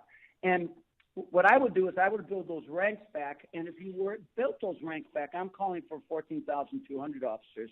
If you built those ranks back, I believe that you could, in effect, free up enough money by having enough officers, so you weren't paying $125, $150, $175 million, depending on the year, more in overtime. Because currently, I believe in the last 7 years, they have spent $500 million more in overtime than they budgeted for. When we had police strength at the peak levels, when I was city budget director before I became school superintendent, the most we ever spent in overtime was $38 million. And when you adjust for inflation, it's $58 million. So they're in effect paying anywhere from $100, $125, $130 million more in overtime a year, simply because they're canceling leaves and they're working police for 14 straight days, and they don't have enough officers. So we're paying time and a half, and it's not only costing us a fortune, it's also worrying out the officers. And a lot of these officers that are dispatched to other communities that they don't know, they'll tell you that they're sitting in cars. They refer to themselves as scarecrows. So it's not like we're increasing their effectiveness. So through overtime alone, we would be able to come close. We'd be able to come close to filling those vacancies. And then I'm going to give you to covering those costs. And I'm going to give you one more example. I've called for the placement of police officers, at least one police officer in every school.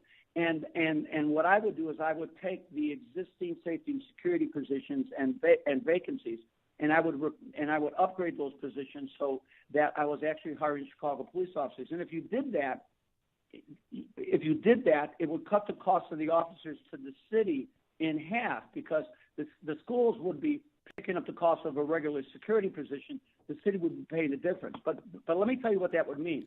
That would not only mean that our schools would be safe and secure, and that you would have once again a restoration of the school police unit, so that who were familiar with the students, who could respond to complaints, who could provide the type of safeguards that haven't been provided. But when schools are out, you would have 600 additional police officers that you could dispatch to the parks. You could dispatch to the hotspots where students gather, et cetera. So you wouldn't have to pay.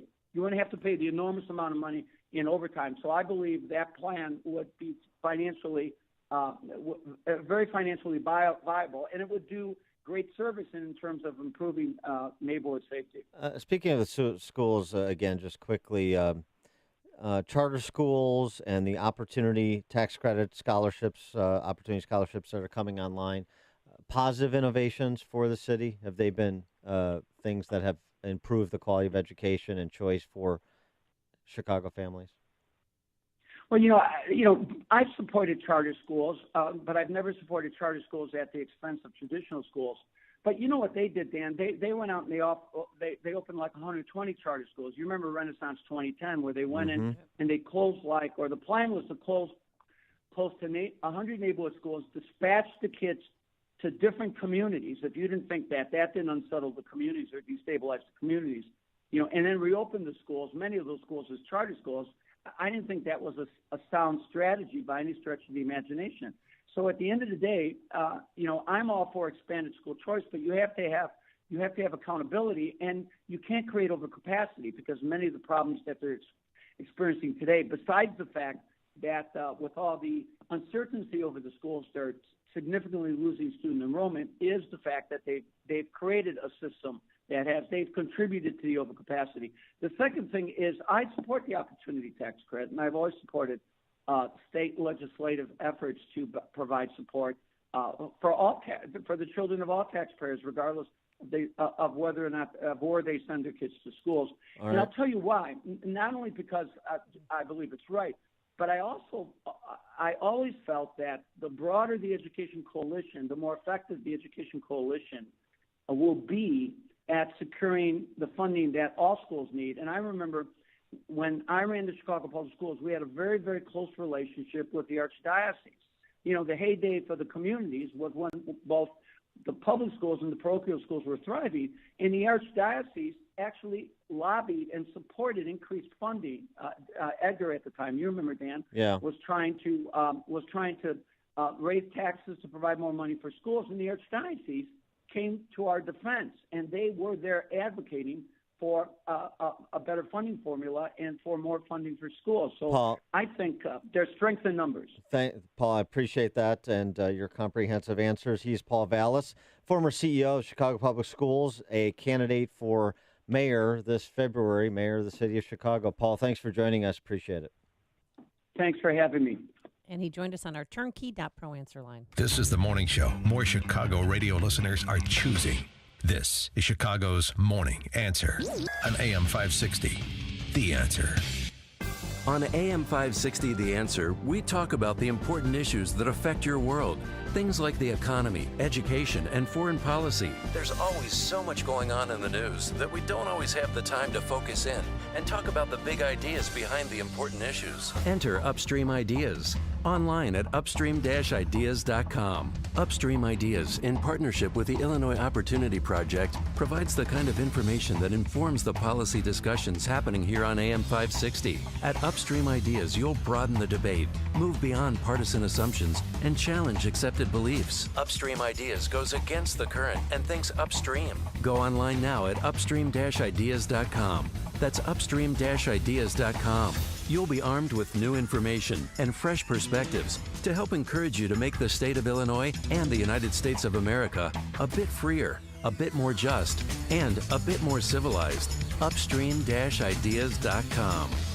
Famous conservative quotes, presented by Automated Systems. Ronald Reagan was quite accurate when he said, "The most terrifying words in the English language are, 'I'm from the government, and I'm here to help.'" Modern conservatives would wholeheartedly agree. It's important we support companies that share our conservative values. If you are a manufacturer, I encourage you to call my friend Laz Kulchar from Automated Systems. As a software and systems integration company, Automated Systems creates custom solutions to make your production lines, facilities and plants run more efficiently. Imagine less downtime, more speed, and fewer rejects. It doesn't matter if you're a Fortune 500 or a startup, Automated Systems delivers solutions for your toughest automation challenges. For information, I encourage you, man, to talk to Laz at Automated Systems. Call 844-HIRE-ASI or visit AutomatedSYS.com. That's 844-HIRE-ASI.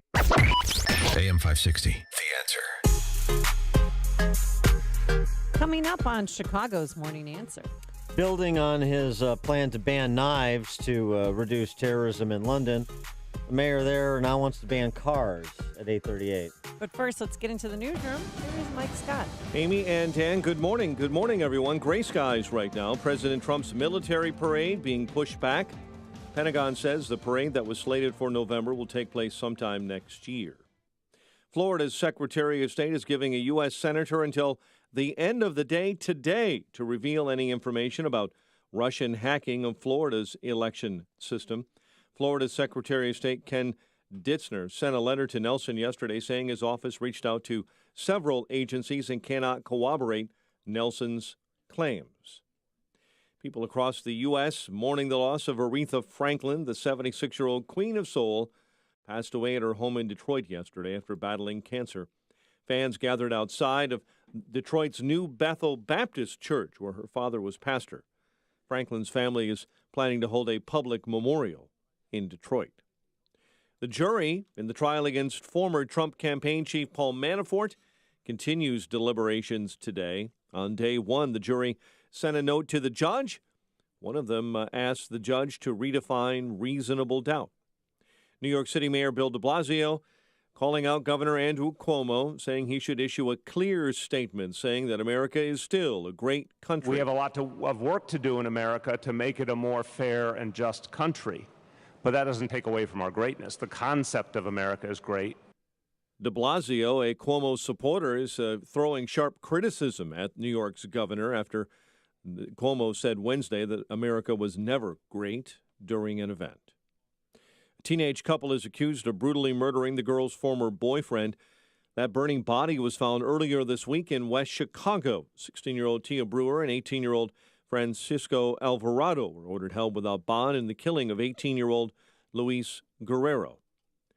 Police are looking for several suspects following a home invasion in Orland Park. 3 entered a home Tuesday and confronted the couple inside. The trio then searched the house before leaving. Investigators yesterday said they believe the suspects were familiar with the couple's son and intentionally picked that home to look for money. Big crowds headed for Chicago for the Air and Water Show this weekend. The free event at North Avenue Beach, Saturday and Sunday. The Thunderbirds, the Golden Knights, and the Leapfrogs, among other things, will all be on hand for the annual event. Cubs blank the Pirates 1-0. White Sox have a set with the Royals that begins tonight at Guaranteed Rate Field, and the Bears prepping for the Broncos tomorrow. The news service of the Positive Coaching Alliance. Got issues with youth or high school sports? Positive Coaching Alliance can help. PCA is a national nonprofit offering more than 1,000 free online resources for youth and high school sports. Coaches and students visit PCADevZone.org. 8:34, a check of traffic and weather on the way next on AM 560. This hourly segment is brought to you by Papa Nicholas Coffee. Papa Nicholas Coffee, a family tradition since 1897. Signature Bank is Chicago's fastest growing independently owned business bank. It's a bank where relationships still matter. Signature Bank knows your name and your story. I'm Dan Proft, and I know this because Signature Bank is my business bank. I'm Ryan Siebert, CEO of SG Home Builders and a customer of Signature Bank. Over the last 10 years, my business pivoted multiple times to adjust to the fluctuations in the Chicago real estate market. Signature Bank's partnership with us and their ability to adapt to changes has allowed us to become a leading custom home builder.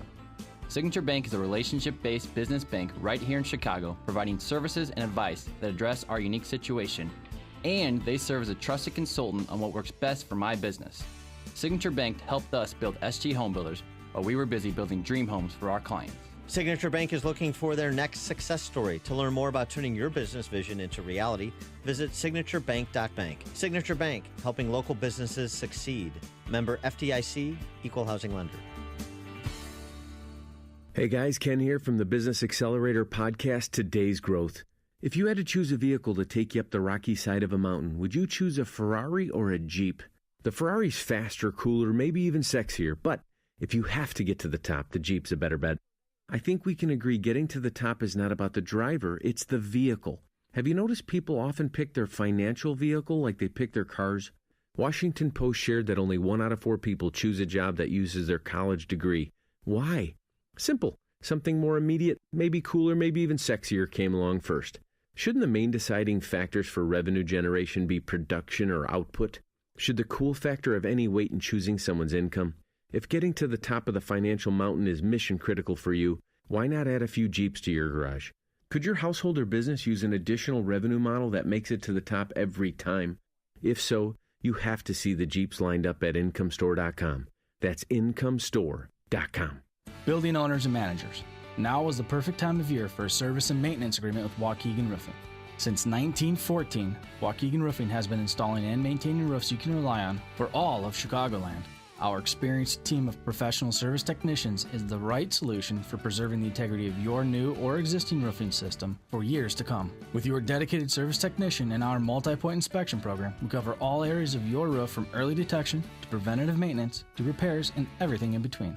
We're the licensed commercial roofing contractor you can rely on for all your roofing needs. Building owners and managers, now is the time to prepare your low-slope commercial roof for everything that Mother Nature throws at it this year. Call Waukegan Roofing today for your service and maintenance appointment at 877-ROOF-201. That's 877-ROOF-201. Or visit us online at waukeganroofing.com. Waukegan Roofing, installing roofs you can rely on since 1914. Illinois licensee 104000761. 8:37. Let's get an update on the roads. In the Alarm Detection Systems Traffic Center, here's Jim. Thanks, Mike. Kennedy Expressway inbound. Stop and go traffic. Irving Park to Randolph. 44 minutes, O'Hare to downtown. 34 from Montrose, 32 in the Express. Outbound, it's 37 minutes to the airport. Really heavy Montrose to Harlan. Eden's 19 minutes, Lake Hook to Montrose. Outbound 20. There are delays on the spur both ways. Eisenhower inbound heavy starting around North Avenue. 47 minutes, 390 to downtown. 30 from Manheim. Outbound 34 minutes to 390. Northbound I-55 has a jam. Lorenzo Road to Arsenal due to a crash. And the Stevenson is 48 minutes, 355 to Lakeshore Drive. Outbound 36. Ryan 25 minutes, 95th to downtown. I-57 Bishop Ford all clear.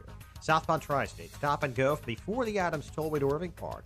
Northbound heavy Plainfield Road to 47th and from the Reagan Tollway to Lawrence. Southbound 53 has delays Palatine Road to Higgins. Veterans Memorial slow southbound the Army Trail Toll to 22nd. Northwest Indiana looks great. Traffic answers when you need them most. I'm Jim Talamonte on AM 560, The Answer. Chicago's Morning Answer continues next.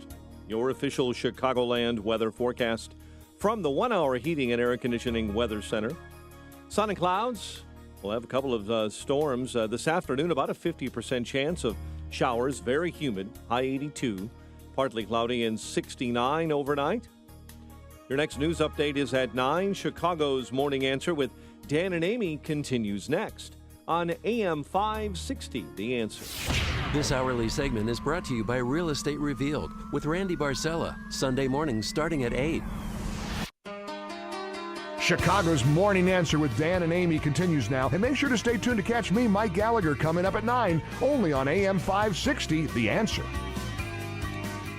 Good morning, Dan and Amy. I think Paul Vallis is still talking. Paul Vallis has a lot to say. I'm voting for him. That's better than giving kind of one sentence No. cliched answers. At least he's a bit of a wonk, but at least he's got details and he's thought through this and he's put together plans. I mean, he needs to perhaps package it a little bit more succinctly, but he that's a better problem to have than the other way. Oh, that just kept going, huh? Yeah. Well, I mean, I was walking downtown, I think on Sunday, and I was staring at where Mayor Emanuel's office is, and I thought it's always been about him. I remember him telling me one time, I want to be the first Jewish Speaker of the House, and it was never about I want to help the people. It's always about helping himself. And with Paul Vallis, I think that he's humble, he's smart, and I'm voting for him. I remember when Tiny Dancer thought he was going to be the first president of the United States under 5 feet tall. And now that's not going to happen now. All right. Your son there, Peyton, is on the cusp of playing his first varsity football game, even though he is a mere freshman. Yeah, he's going to be on varsity. Because he's 6'10" and 470 pounds. No, 6'3", 200 pounds. But he is size That's 15 and a half shoe. And this surprised me. I did not think he wanted to play football. He's never expressed any interest in playing football. And lo and behold, defensive left tackle. His the inner money rage. spot.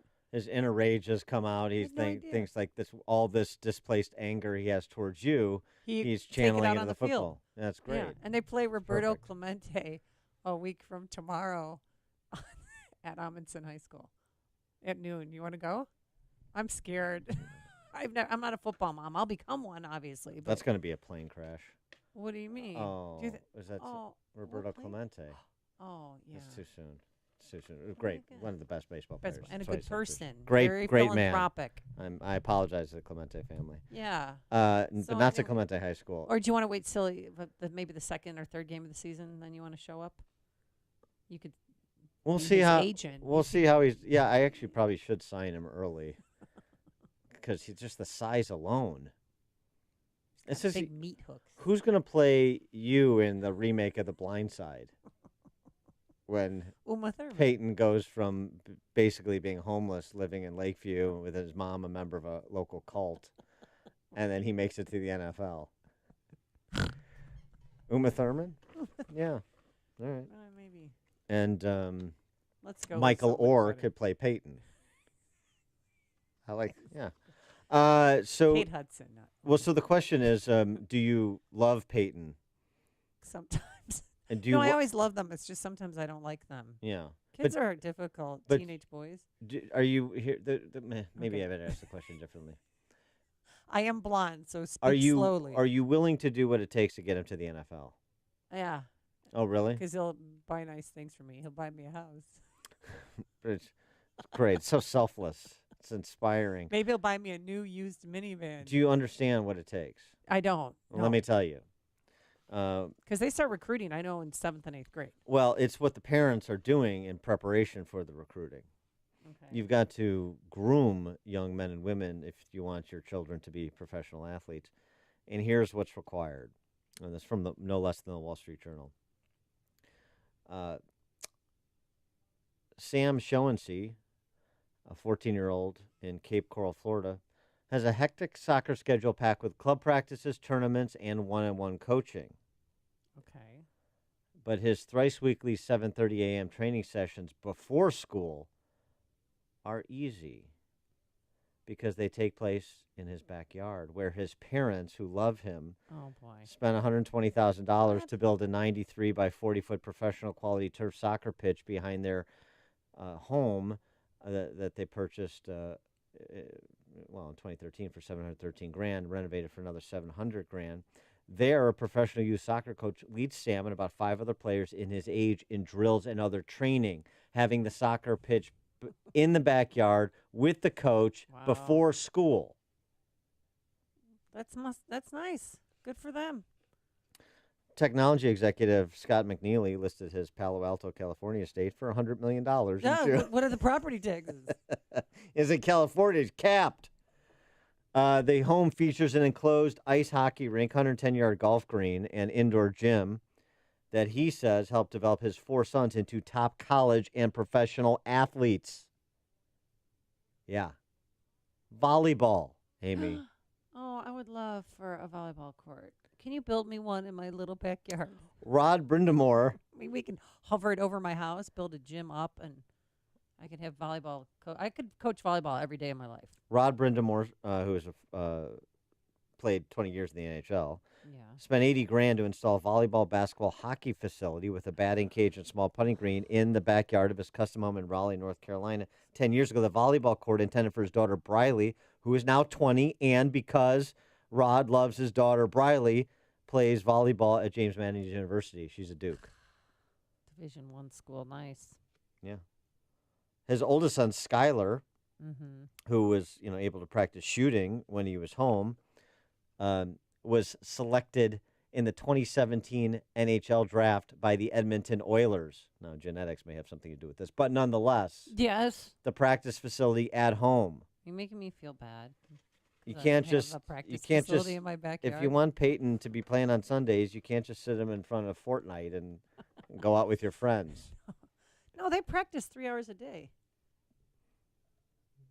But There's I don't have anything in my house. Should I get those tackle dummies? You should have your house raised and replaced with a football field, and use the money from the sale of the property to pay for professional coaching. Abby and Mason Phelps installed a basketball gym in their 12,000 square foot home in Chicago's Lincoln Park. They did? Yeah, Lincoln Park. They installed a basketball court in their basement? Or where? Yeah, basketball court. Well, in their home. In their home. They got 12,000 square feet, so they got Oof. room. Yeah. Well, I wonder what their property taxes are. They didn't even have children when they began designing the home because they were thinking ahead. Now they have 3, and he uses the court, but he's getting the kids involved in sports, and they'll grow up to be killers too. That's how you do it. What do you have for your imaginary children?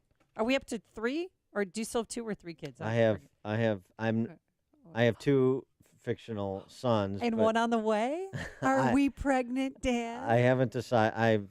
I haven't decided if I'm done having children or not. Fictional children. Well, the clock is ticking.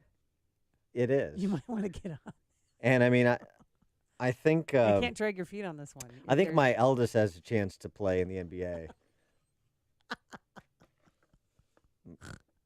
And I am going to install a basketball court for him. It's time for Dan Proft's parenting tips. Whoa! Dan Proft's parenting tips. Whoa! Tell your kids to shut up and listen to him. You're a child. It's what Chicago is talking about. It's Chicago's Morning Answer with Dan and Amy on AM 560. The Answer. Balance of Nature's fruits and veggies in a capsule.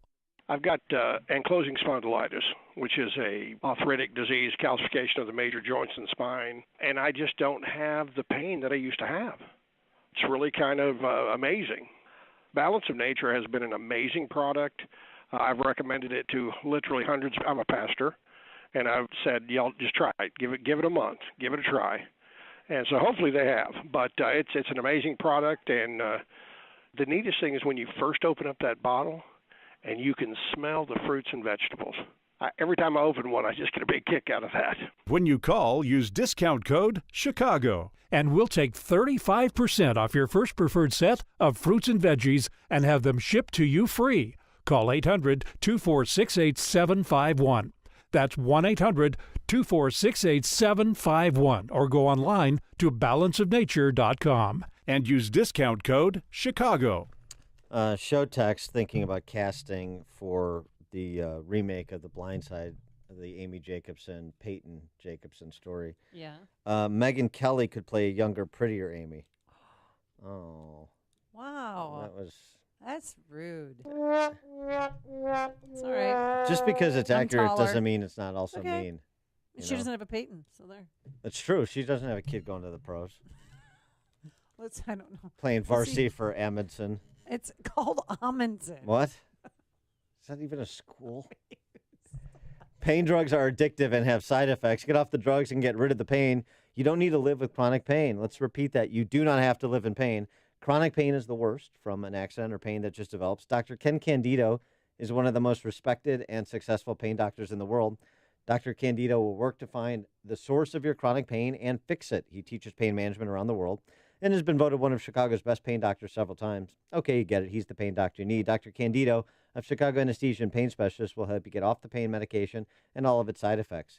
You can get your life back. Drugs mask the pain. Find the source and fix it. Call Dr. Ken Candido to make an appointment with a cutting-edge, respected, and successful pain physician. Go to mypainchicago.com, that website, mypainchicago.com. Thousands have been helped with the chronic pain. You be the next one. Get the phone number and all the info at mypainchicago.com. I just can't stop scratching. Struggling to get relief from itching due to your atopic dermatitis, also known as eczema? If so, you may qualify for a clinical study testing an investigational medication for the itch associated with atopic dermatitis. Qualified participants will receive study-related care at no charge. Call 1-844-777-4824, 1-844-777-ITCH, or visit advandastudy.com for more information on how to participate. Sponsored by Vanda Pharmaceuticals. Seems like summer just got started, but it's not too soon to start thinking about the fall, at least when it comes to your child's education. Registration for fall enrollment for grades 7 through 12 is happening now at St. John's Northwestern Military Academy, providing young men and now women with an outstanding education and preparation for life. Since 1884, St. John's Northwestern Military Academy in the beautiful Lake County region of southeast Wisconsin has been developing the minds and shaping the character of young men from around the country and around the world, many of whom have gone on to achieve great success. And now, that same opportunity is available for young women. They prepare cadets for success in life by instilling a solid work ethic, an understanding of the value of integrity and teamwork, and the ability to think critically, communicate well, and function in a diverse and ever-changing world. To learn more about fall enrollment or to schedule a visit, call 1-800-SJ-CADET. That's 1-800-SJ-CADET, or visit their website, sjnma.org. Being successful in business means overcoming enormous obstacles to serve your customers and community. AM 560, The Answer, wants to shine a spotlight on businesses that are thriving. We want to celebrate their success by finding out what makes these businesses unique, successful, and what we can learn from them. We want to know how you built it. Presented by Chicagoland Waterproofing. To tell us how you built it, go to 560theanswer.com/built. That's 560theanswer.com/BUILT. Sponsored by Signature Bank and Ozinga. Are you a responsible person who finds yourself growing deeper in credit card debt? Then get ready for a toll-free number that will put you on a path to financial recovery. Trinity Debt Management will consolidate your accounts and work with your creditors. You'll save thousands and become debt-free for keeps. If your debt has you down, we should talk. Call Trinity at 1-800-990-6976. 1-800-990-6976. 1-800-990-6976. As a parent, nothing fills you with pride more than your child excelling at something they love. For some, it's sports. For others, photography. At Center Stage Dance Studio in Bloomingdale at Stratford Square Mall, it's dance. Children of all ages have embraced dance at Center Stage for years. And now with their new state-of-the-art 11,000 square foot location, there's the new Little Princess birthday party room, homework room, new eating area, and a new separate secure entrance. Daily Herald readers voted Center Stage one of the best dance studios in the DuPage County area. From 2-year-olds to competitive dancers, classes exist for all styles of expression. Tap, jazz, ballet, lyrical, even tumbling classes. Dancer Magazine voted Center Stage one of the top 25 dance studios in North America. Their professional staff has over 125 years of combined teaching experience. Register for classes today. Call 630-529-9080 or visit CenterStageDanceOnline.com. Center Stage Dance Studio, upper level at Stratford Square Mall in Bloomingdale. Balance of Nature's fruits and veggies in a capsule. My husband's blood pressure has dropped 30 points. I've lost 8 pounds. He's lost about 20 pounds. His arthritis is gone. You guys have given me back my husband. I'd come home from work, and if he beat me home from work, he would be laying in the recliner, and I would feed him supper in his recliner and would be like really boring, pathetic old people watching TV while we ate dinner and then go to bed exhausted and wake up tired. I came home from work last night, and he was mowing the lawn. It's amazing. It's amazing. It's so amazing. When you call, use discount code CHICAGO, and we'll take 35% off your first preferred set of fruits and veggies and have them shipped to you free. Call 800-246-8751. That's 1-800-246-8751, or go online to balanceofnature.com and use discount code CHICAGO. Signature Bank is Chicago's fastest growing independently owned business bank. It's a bank where relationships still matter. Signature Bank knows your name and your story. I'm Dan Proft, and I know this because Signature Bank is my business bank. Hi, I'm Kevin Bastuga, co-founder of Signature Bank. If you get the feeling your deposits don't matter to your bank, then maybe you're not with the right bank. At Signature Bank, your deposits matter to us as much as your business loans. Signature provides unmatched banking expertise, custom financial solutions, and the industry's best technology to closely held Chicagoland businesses. Whether your business is looking for a deposit relationship or needs a ready source for financing, Signature Bank is the right bank for you. Call us today to see how Signature Bank can help your business grow and thrive. Signature Bank is looking for their next success story. To learn more about turning your business vision into reality, visit signaturebank.bank. Signature Bank, helping local businesses succeed. Member FDIC, Equal Housing Lender. A good parking lot is essential to a good building and a good business. This is Kevin Berquist. My company is SKC Construction, home of GreatParkingLots.com. Great parking lots. The name says it all. We make your parking lot great. We are an industry leader in seal coating. You can trust our company to do the work for your company. We have the same traditional values as you. We use a process and application that makes sure you get a great job that lasts a long time. I guarantee you'll have a good experience. Check it out, GreatParkingLots.com. Go to GreatParkingLots.com. Schedule a free inspection and get a quote to make your parking lot a great parking lot. Special early season discounts if you act now. Save the expense. Fix, don't replace. Contact SKC Construction now for commercial parking lot seal coating and maintenance. SKC Construction, home of GreatParkingLots.com. GreatParkingLots.com.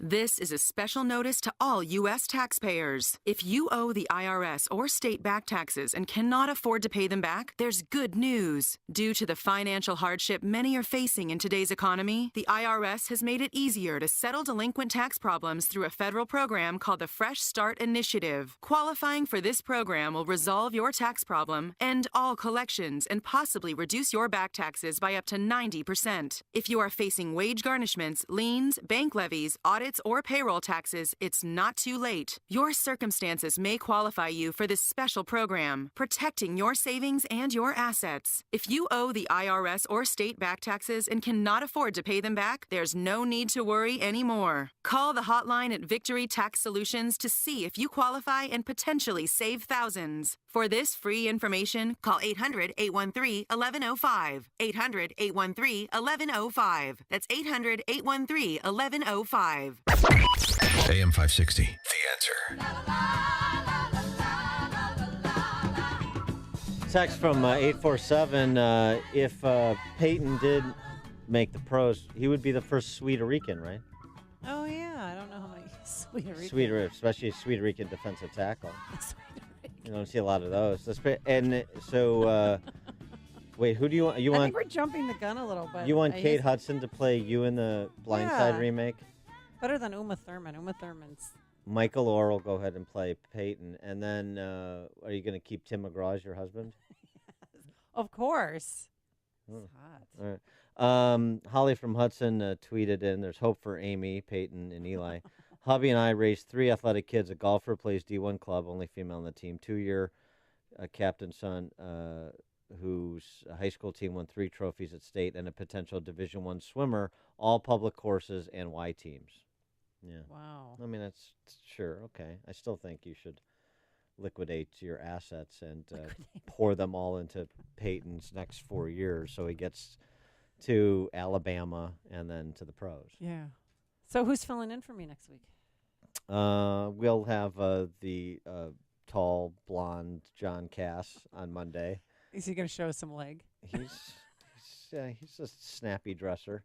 And then McQueary. Yeah. I mean, I have a surprise guest or two. Okay. A guest host or two. Yeah. Well, I'm going glamping, and I'll tell you all about it. All right. You say hi to John Thune. Hopefully I'll run into him. Wouldn't that be awesome? He could be your on-screen husband. Exactly. He's got real personality.